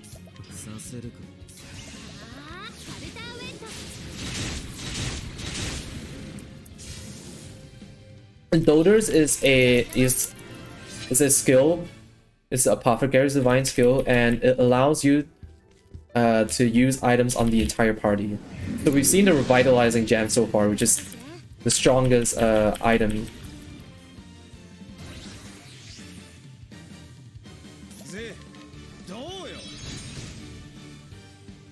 And we're gonna abuse that with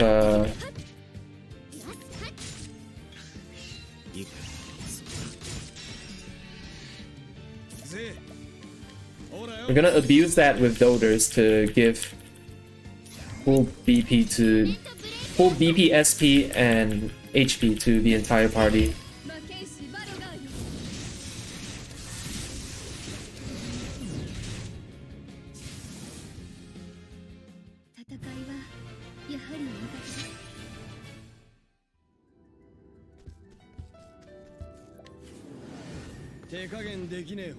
Okay, so warrior job is very important on Therion for this fight because you want to set him up to die. It's actually essential for the setup later. So the way you do that is you want to use Insight, and then you can have Alpin use Curious Mist here. This is very good because it protects everyone from terror. I'm gonna do this. I want to make sure you heal Therion.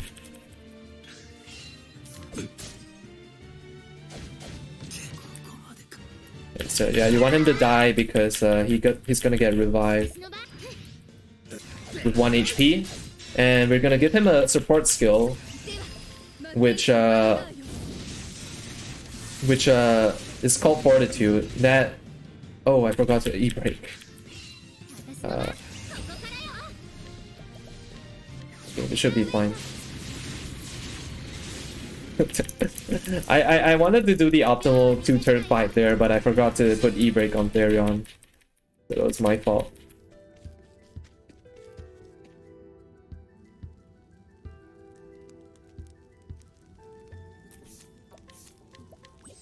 Okay. Yeah, but you want to revive Therion at 1 HP so he gets the maximum benefit from Fortitude, which increases your physical damage inversely proportional to the amount of HP you have. Also, I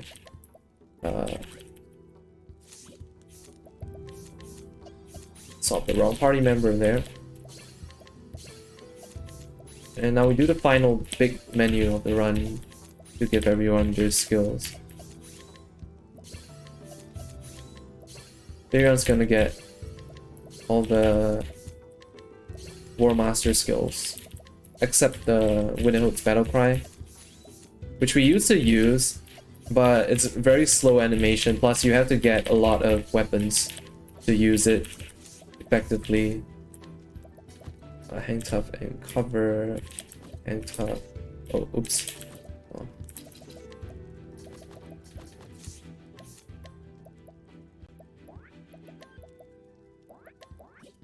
Okay, this is fine.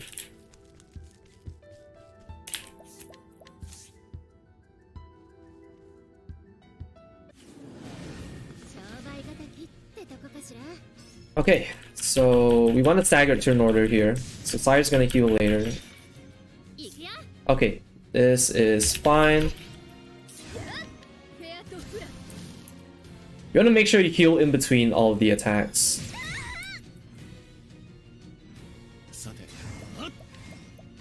Pot Strut onto Tressa. And I want to use Alpin to heal here. Sometimes you have to defend with Alpin. Actually, no, it's fine. Yeah, you want to heal with Alpin because Oakbee could die to... Oh yeah, I forgot. No, Oakbee could have healed here. It's fine.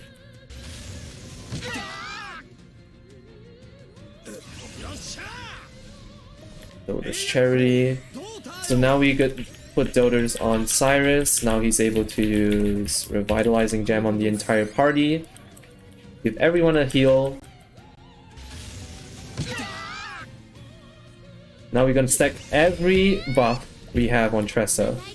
Dry Sense spell allows spells to crit, so it's an additional 1.25 times damage. Gonna give Elephant. And we put the rune on OP so we can kill the ad here. You want to make sure you kill the ad after the eye, so that otherwise it will summon more ads.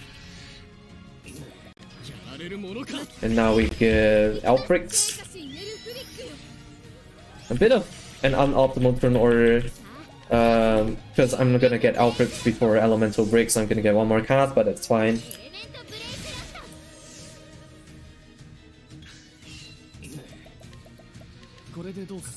Give everyone full BP again. And then now we're gonna nuke with Ventus Salter. You can see this is so much damage.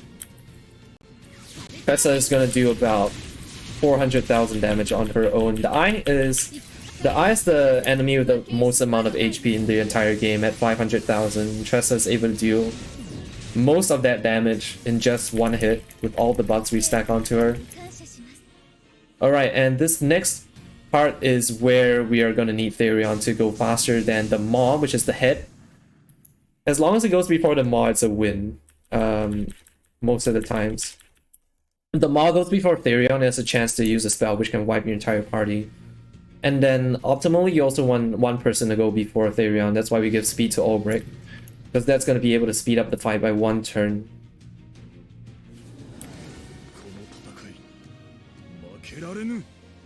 And this is a very good fight.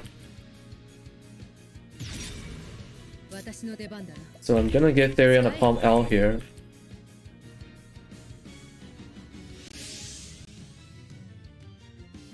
And since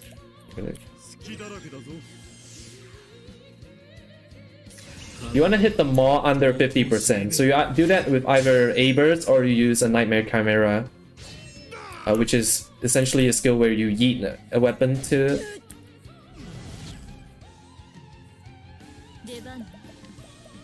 You yeet a weapon, and you would chuck a Werner's sword to bring the Maw under 50%. So if you hit the Maw under 50%, it will pass its first turn, so it won't kill your party. That's why it's so important to have Therion go before the Maw. And once Caldera is broken here, all you need to do is leg hold.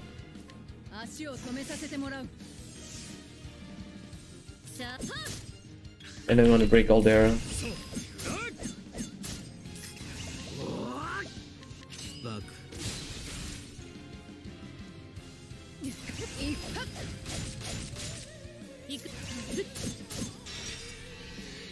And this replenishes everyone's BP. Now you can just chuck a Werner's sword, and you can see Therion has 1 HP and 1 SP. That's the cool thing about this fight. Time's gonna come up very shortly. Essentially when the last text box pops up, it'll be time. So it should be 3, 2, 1, time. Alright, that was awesome. That was actually a very good run. Apart from Winterhold and I'm not sure what else went wrong.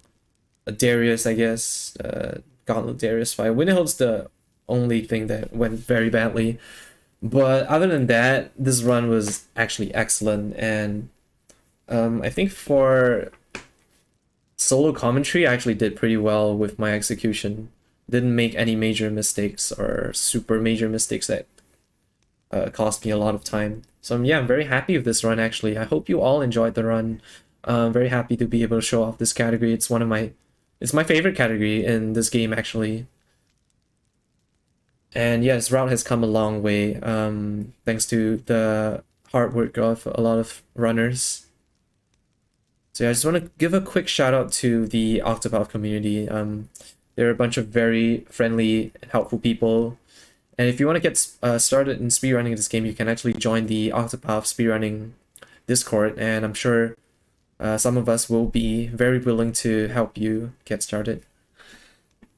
And other than that, thank you to LSA for having me here, and that's all for Galdera. I believe I'll be back later with another speedrun, Xenoblade Chronicles 2, so if you're around, stay tuned for that one.